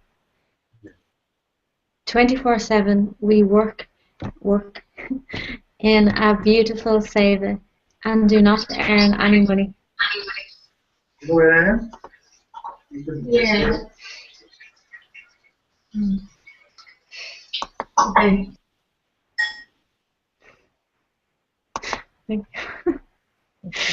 It's so difficult for the moderator to do so. My wife is asking, "What are you doing?" And I have to say nothing, as I do not do anything at all. But when she asked me to take care about our financial future, I have also nothing to say. This is level confusion. Money seemed to be always a threat around me, and now also around Moody.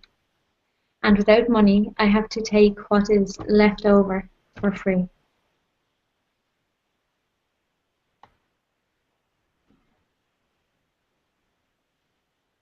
That's why I keep referring to this neutrality which I speak of.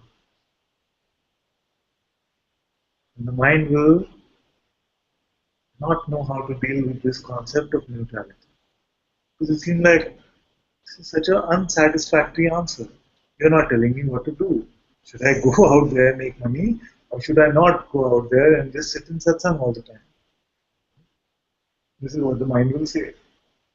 The fact is that there is no answer like that. There is no answer like that. And this would presume that somebody knows something. Nobody knows anything. It is just consciousness moving in its own beautiful way. So, just to see that here I'm just the witness and I witness all of this movement which is happening with no aversion, even if there's energy to go out there, do some work. Yes, let that energy be expended. If there's no energy to do any of that, then no guilt about it. Or, because no person has ever been able to create this energy. See? It's just post facto blame or credit. You know what I mean? Post facto. So it happens like this. You may say, yes, I did such a good job. See, I picked myself up and I made it happen. All rubbish. The same way, I did such a terrible thing at work today. I just, was supposed to mail somebody else and I sent it to somebody else and I completely messed up. I should be more alert. I should be more this. I should be that. Again, same rubbish. Still presuming that I am this separate entity.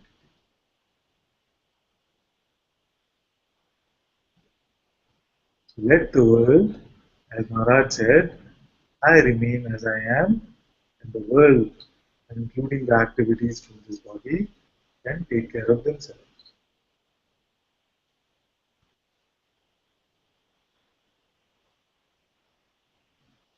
And then you find that you are completely effortless, even when the body is exerting the most effort.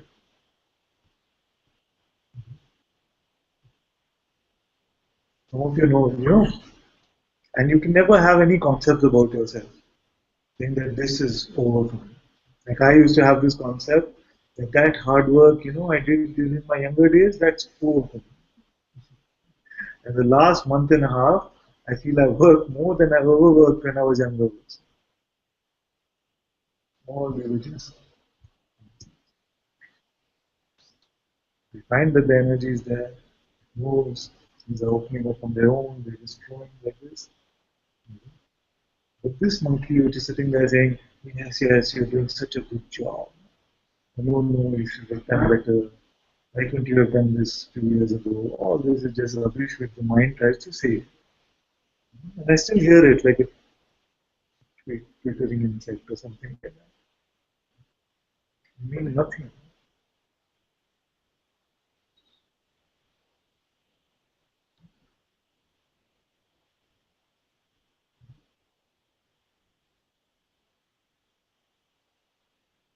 Remember that? A very simple statement that Nujiji made. It sounds like the most obvious thing, but it unravels a lot. He said, no one has come to this discovery of what they are and gone on to regret it. Nobody has said, yes, I found what I am, but I would rather have $1 million to spend that time doing that. Maybe they said also, maybe they said in a joke.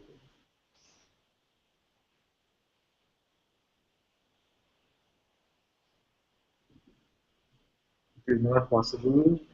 Okay, okay, I should not generalize, I should not speak like that. At least here it is not possible that I would want to exchange this for anything else.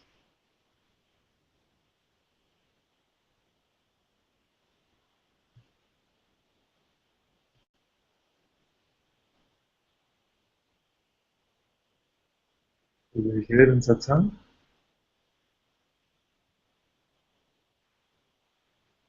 in the mind and the eyes of the world, the most useless waste of time. Most of the world. What are you getting? You sit there 2 hours every day, more than 2 hours. What are you getting? Nothing, nothing. I'm discovering I'm nothing. I can tell you that. But just two words I read in front of me. Yes, you are good for nothing. Which is what most of our relationships will want to say when we start becoming spiritual or start going towards satsang. You're going to become a good for nothing in your young age.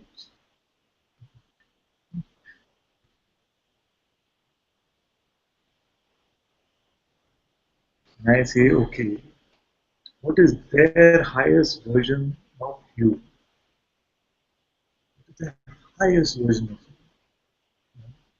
What is it that they aspire for you? If they have some concern for you, the highest version must be that in which you are free from suffering.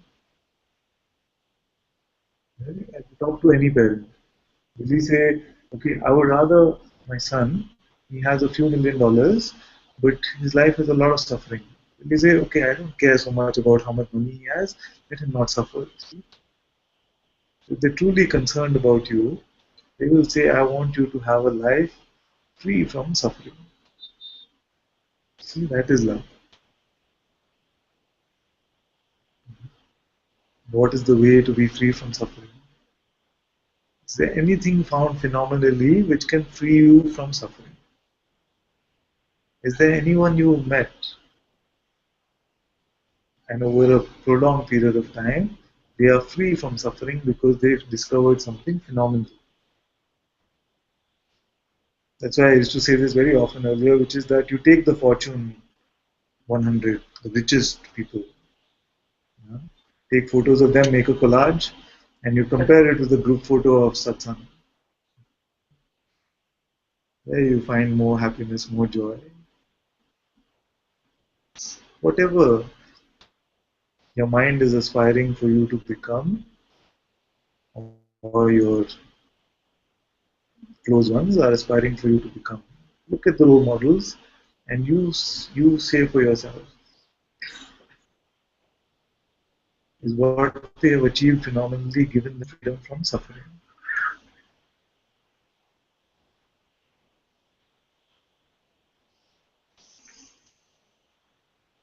So don't settle for the middle mediocre thing. Say, okay, you want me to achieve something? What is the highest? Even in the Maslow's hierarchy of needs, no? It starts like this. Lowest is all this money security. At the top is self-actualization. And yet, the ones who are clear that this is what I want, this self-actualization, the rest of the pyramid is saying, what are you doing? There's this mind, it's all upside down.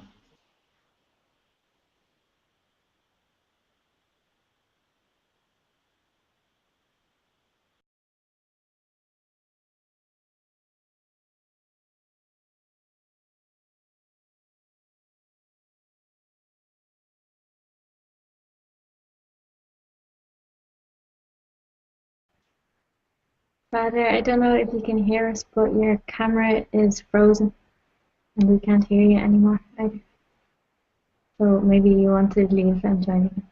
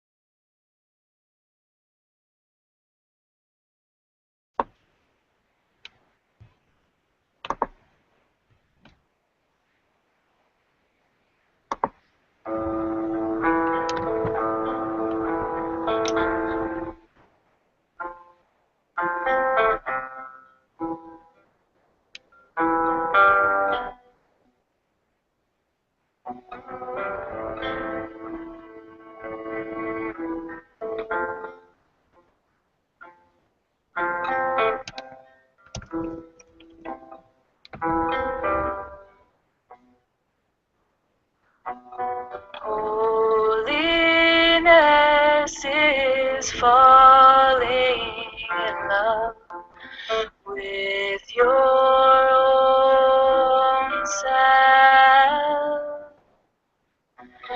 This is true devotion.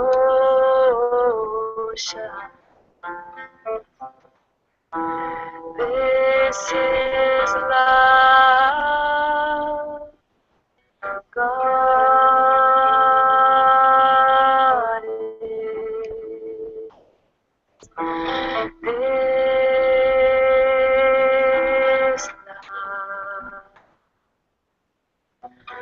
When this love has no intent and goes nowhere but to itself, it will reveal itself to you in whatever form you desire. Manifest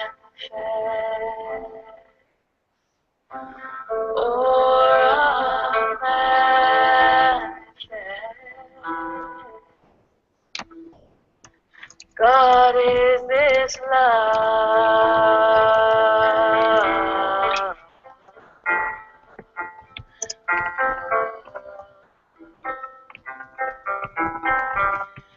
God is this love.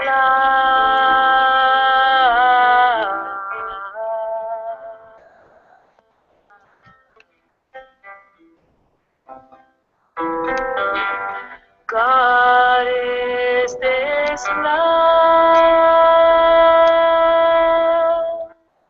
This love is God.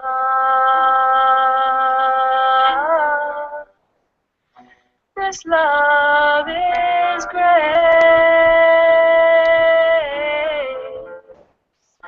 This love is grace.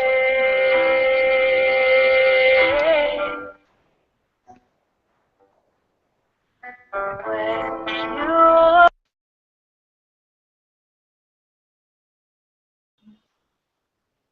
rest inside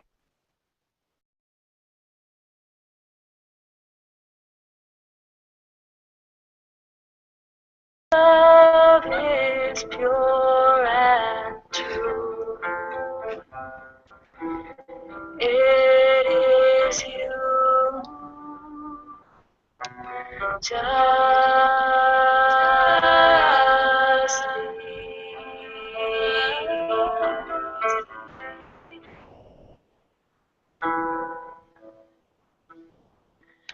God is this love.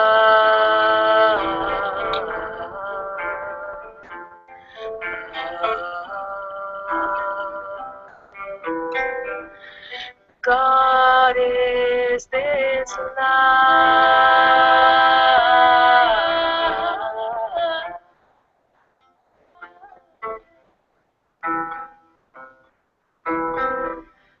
God is this love. This love is God.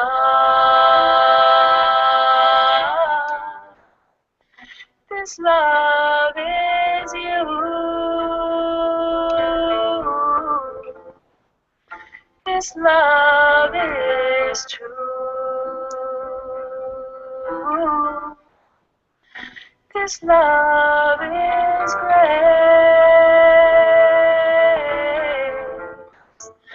This love is grace.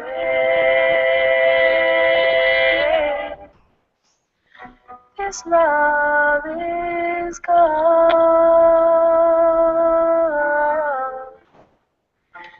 This love is God.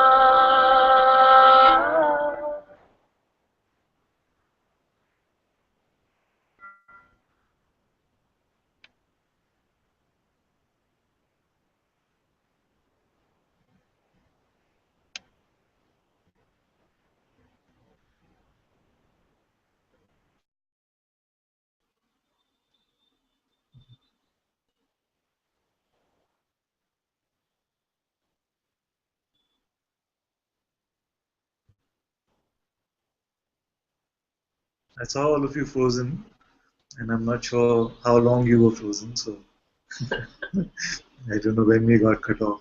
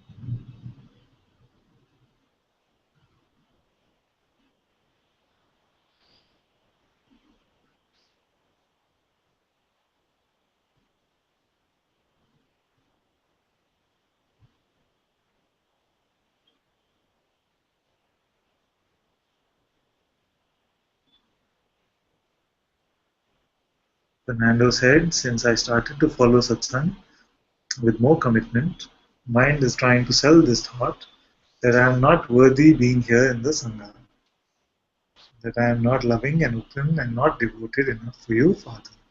I know it's just rubbish for the mind, but every time I watch the Satsang here, this thought comes.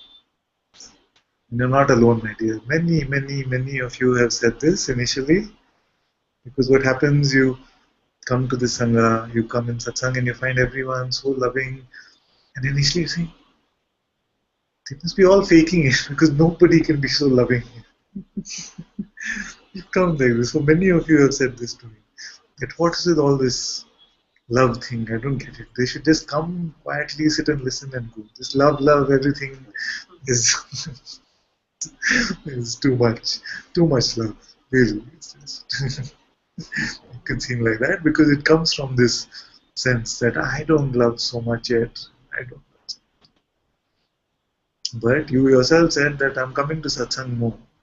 You see, and if you're in satsang, then you wait for all of this. And it's not about the external expression. The many in the sangha who will never say, I love you. And it doesn't mean that they don't love me. It doesn't mean any of that. So, not so much concern about the external expression at all.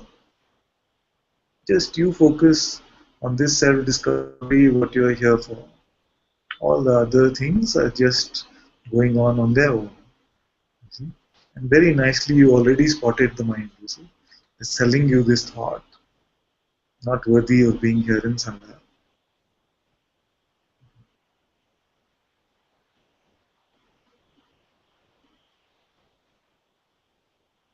You're one being, one being.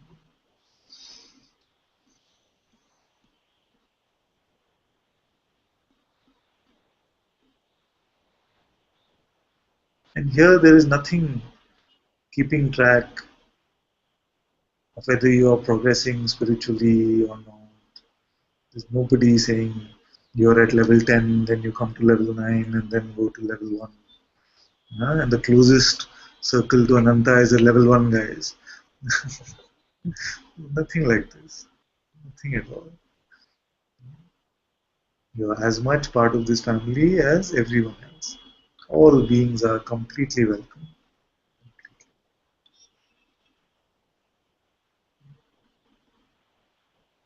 Of course, it will happen that some have known me for now 2 years, Some have just come, so I will know more about their prior adventures, and they know more about my prior adventures. That's okay. That doesn't mean anything.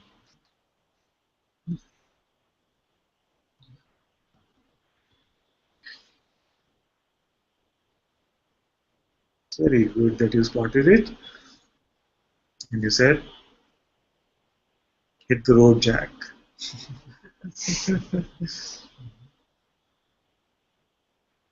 Some of you might not know this. Is that one year we were in Tiruvannamalai, and we have a lot of fun with Mujiji. We have a lot of fun.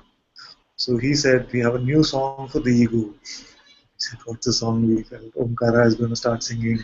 Something is going to happen. He said, we have this new song for the ego. And he said, Arun was there that year. I don't know whether some of you have met him in Sahaja. So Arun was here. Arun, put on the song. And the song started playing. It was Hit the Road, Jack. Don't you come back no more, no. Like this, we don't have to always take ourselves so seriously. A thought is coming, you're saying, hit the road, Jack.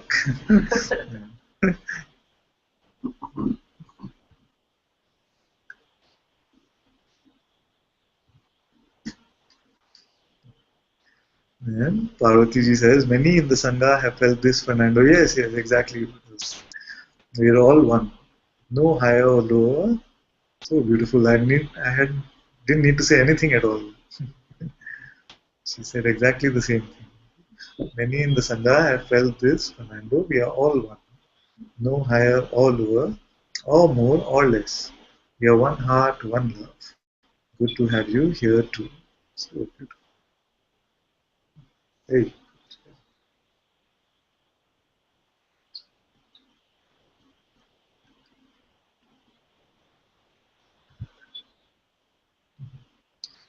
Shanti is making space for Shanti. There are two Shantis.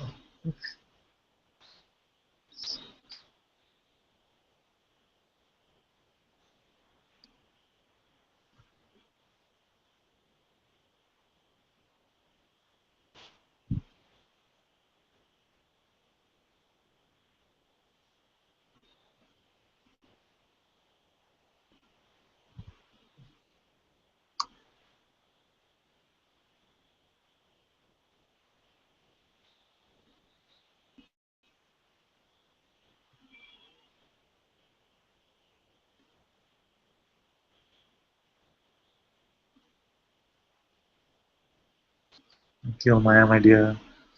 Beautiful song. Yes, it was. Beautiful.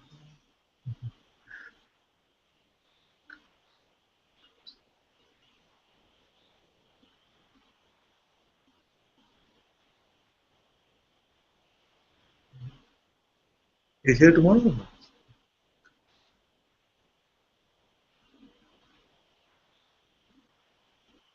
Evening you have flight? Going to go with Jayesh to the airport. With Jayesh. Yeah. Got to pick up with him. Jayesh is coming tomorrow? Yeah. Very good. So wonderful. See that. And Bangalore airport is not like Rishikesh, for those of you that don't know. Bangalore airport has millions of people, and they just happened to find each other and came in the same car to Satsang.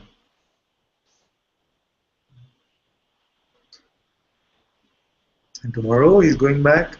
Jayesh comes and they go in the same cab back to the airport as well.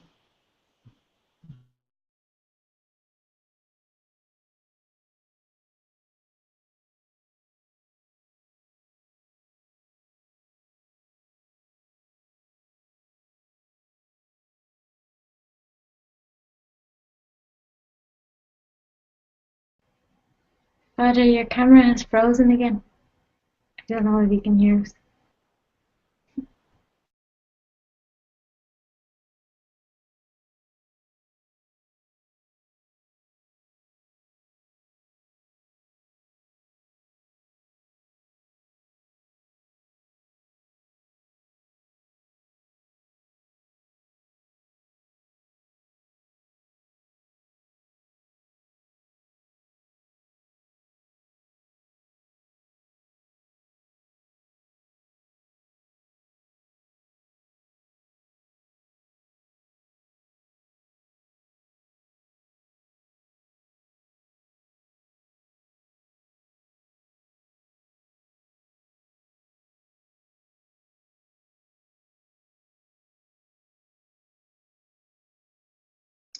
So in the Google Hangout on air, you can only have 10.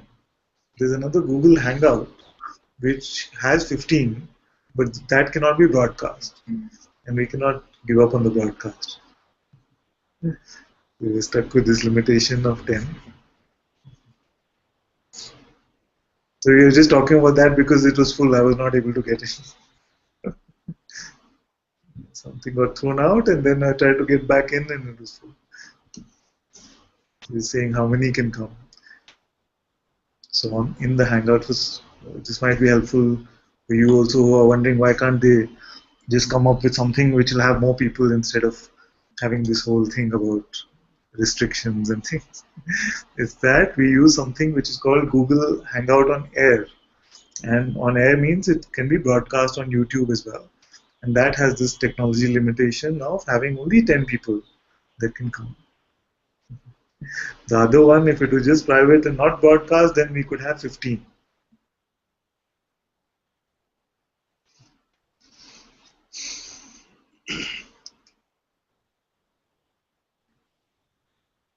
Okay, before it throws me out again, maybe Sangeeta can sing first today.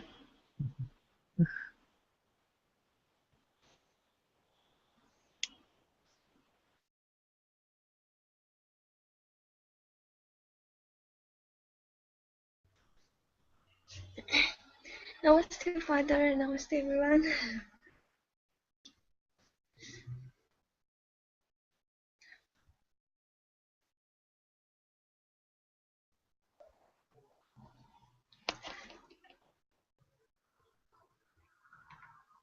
Shall I start, Father?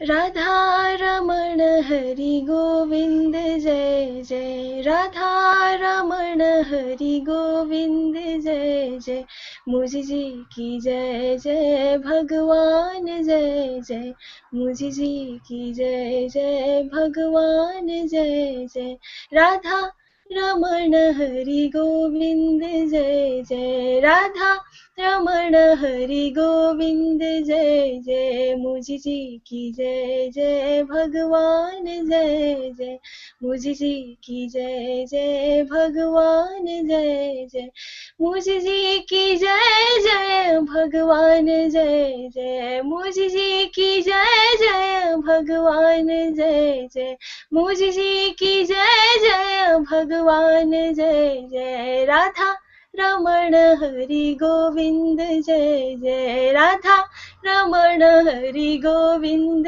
जय जय राधा रमण हरि गोविंद जय जय मुझी जी की जय जय भगवान जय जय मुझी जी की जय जय भगवान जय जय मुझी जी की जय जय भगवान जय जय मुझी जी की जय जय भगवान जय जय राधा रमण हरि गोविंद जय जय राधा रमण हरि गोविंद जय जय राधा रमण हरि गोविंद जय जय श्री अनंता की जय जय भगवान जय जय श्री अनंता की जय जय भगवान जय जय श्री अनंता की जय जय भगवान जय जय श्री अनंता की जय जय भगवान जय जय अनंता की जय जय भगवान जय जय अनंता की जय जय भगवान जय जय अनंता की जय जय भगवान जय जय मुझी जी की जय जय भगवान जय जय मुझी जी की जय जय भगवान जय जय मुझी जी की जय जय भगवान जय जय मुझी जी की जय जय भगवान जय जय मुझी जी की जय जय भगवान जय जय राधा रमण हरि गोविंद जय जय राधा रमण हरि गोविंद जय जय राधा रमण हरि गोविंद जय जय राधा रमण हरि गोविंद जय जय राधा रमण हरि गोविंद जय जय राधा रमण हरि गोविंद जय जय राधा रमण हरि गोविंद जय जय राधा रमण हरि गोविंद जय जय राधा रमण हरि गोविंद जय जय मुझी जी की जय जय भगवान जय जय मुझी जी की जय जय भगवान जय जय मुझी जी की जय जय भगवान जय जय मुझी जी की जय जय भगवान जय जय मुझी जी की जय जय भगवान जय जय मुझी जी की जय जय भगवान जय जय राधा रमण हरि गोविंद जय जय राधा रमण हरि गोविंद जय जय राधा रमण हरि गोविंद जय जय राधा रमण हरि गोविंद जय जय राधा रमण हरि गोविंद जय जय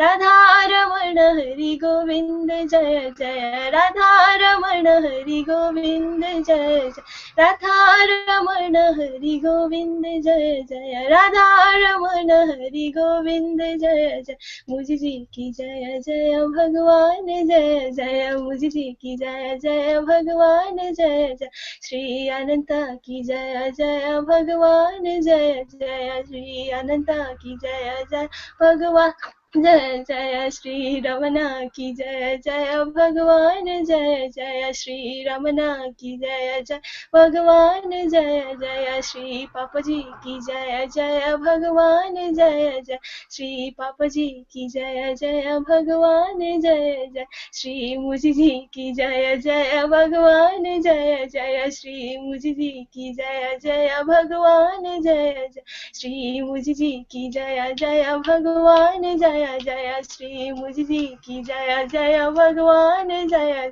श्री मुझी जी की जय जय भगवान जय जय श्री मुझी जी की जय जय भगवान जय जय श्री मुझी जी की जय जय भगवान जय जय श्री मुझी जी की जय जय भगवान जय जय श्री मुझी जी की जय जय भगवान जय जय राधा रमण हरि गोविंद जय जय राधा रमण हरि गोविंद जय जय राधा रमण हरि गोविंद जय जय राधा रमण हरि गोविंद जय जय राधा रमण हरि गोविंद जय जय राधा रमण हरि गोविंद जय जय राधा रमण हरि गोविंद जय जय राधा रमण हरि गोविंद जय जय राधा रमण हरि गोविंद जय जय श्री मुझी जी की जय जय भगवान जय जय श्री मुझी जी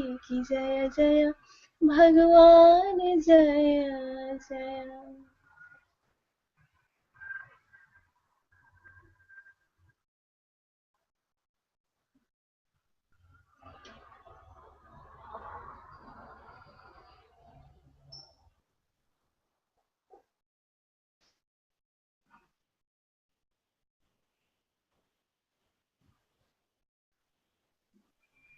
Hey, beautiful, my dear. You have this rare quality, you know. There are few who, when they sing, even they can't contain the joy. So they have to smile and they sing and they laugh at the same time. Everything happens to you. Very beautiful. ओम श्री सद्गुरु मुझी जी की जय श्री अनंता की जय But you know what happens is that I enjoy singing so much. So somewhere in the middle, I was feeling, okay, don't sing Ananta Ki Jai and all, because then I have to stop singing. You see, during that time, it's just too weird if I have to. I was telling them yesterday that sometimes Jayesh, I follow them in the coach team, Marriott. They make such beautiful quotes that something feels like going and liking on Facebook. And then I say, okay, but that will be just too strange. Then he pauses in the middle whenever you sing Ananta something. No, don't say Ananta, let's sing.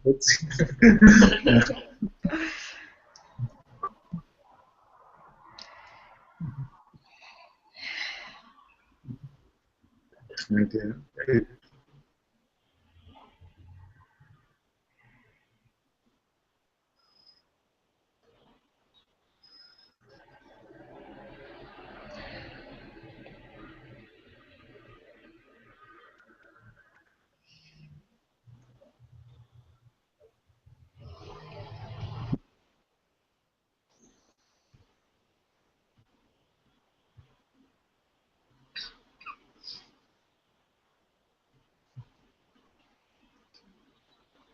My dear, you can play the invocation now.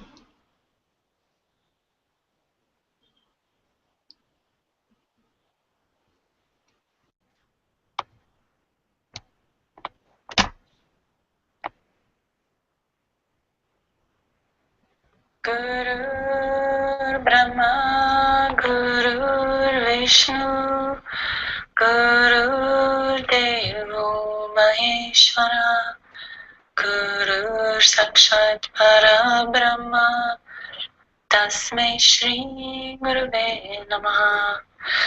Dhyanamulam Gurur Murti, Pujamulam Gurur Padam, Mantramulam Gurur Vakyam, Mokshamulam Gurur Kripa, Mokshamulam Mujiji Kripa, Mokshamulam Anantaji Kripa.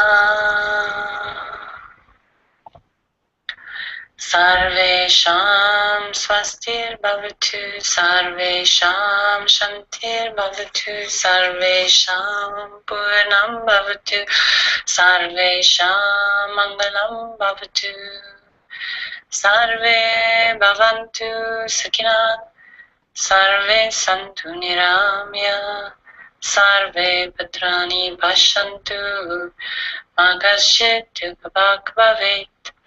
Asatoma Satkamya, Tamasoma Jyotir Gamya, Mrichurma Amritam Gamya.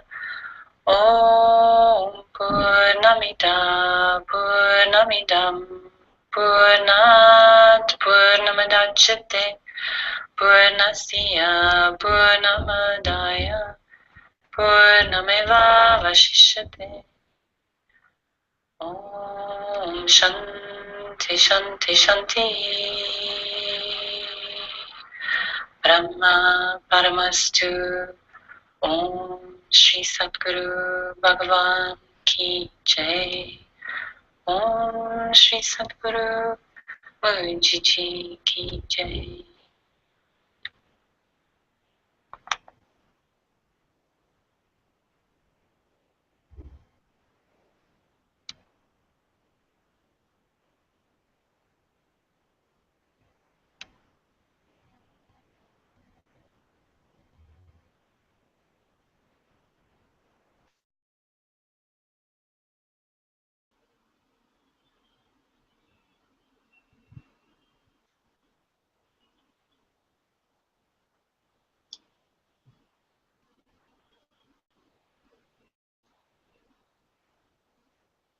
Still some questions about the Hangout, so we'll just look at it for a minute before we close.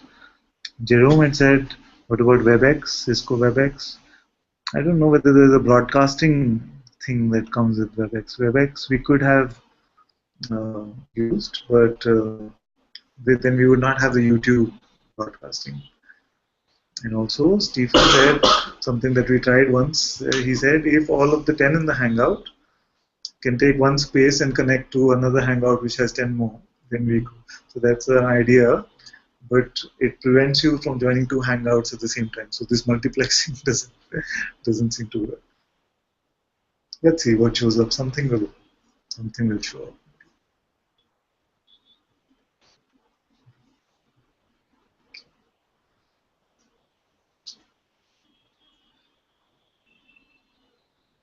Thank you all so very much for being in Satsang today. Sadguru Shri Mujiji Ki Jai. Sadguru Shri Ananta Ji Ki Jai. Jai. Jay. Jay. Jay. Yay.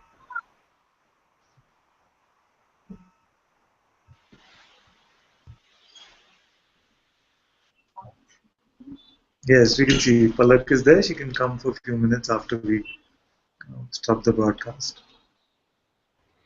Can I also just say how very blessed we are to be able to come into the Hangout at all? Like, so even if we are only here for like 1 minute, you know, or like half a minute, I think we're very blessed to have this technology. So I think it's a great thing to have. I just want to say that. Technology is so wonderful. So.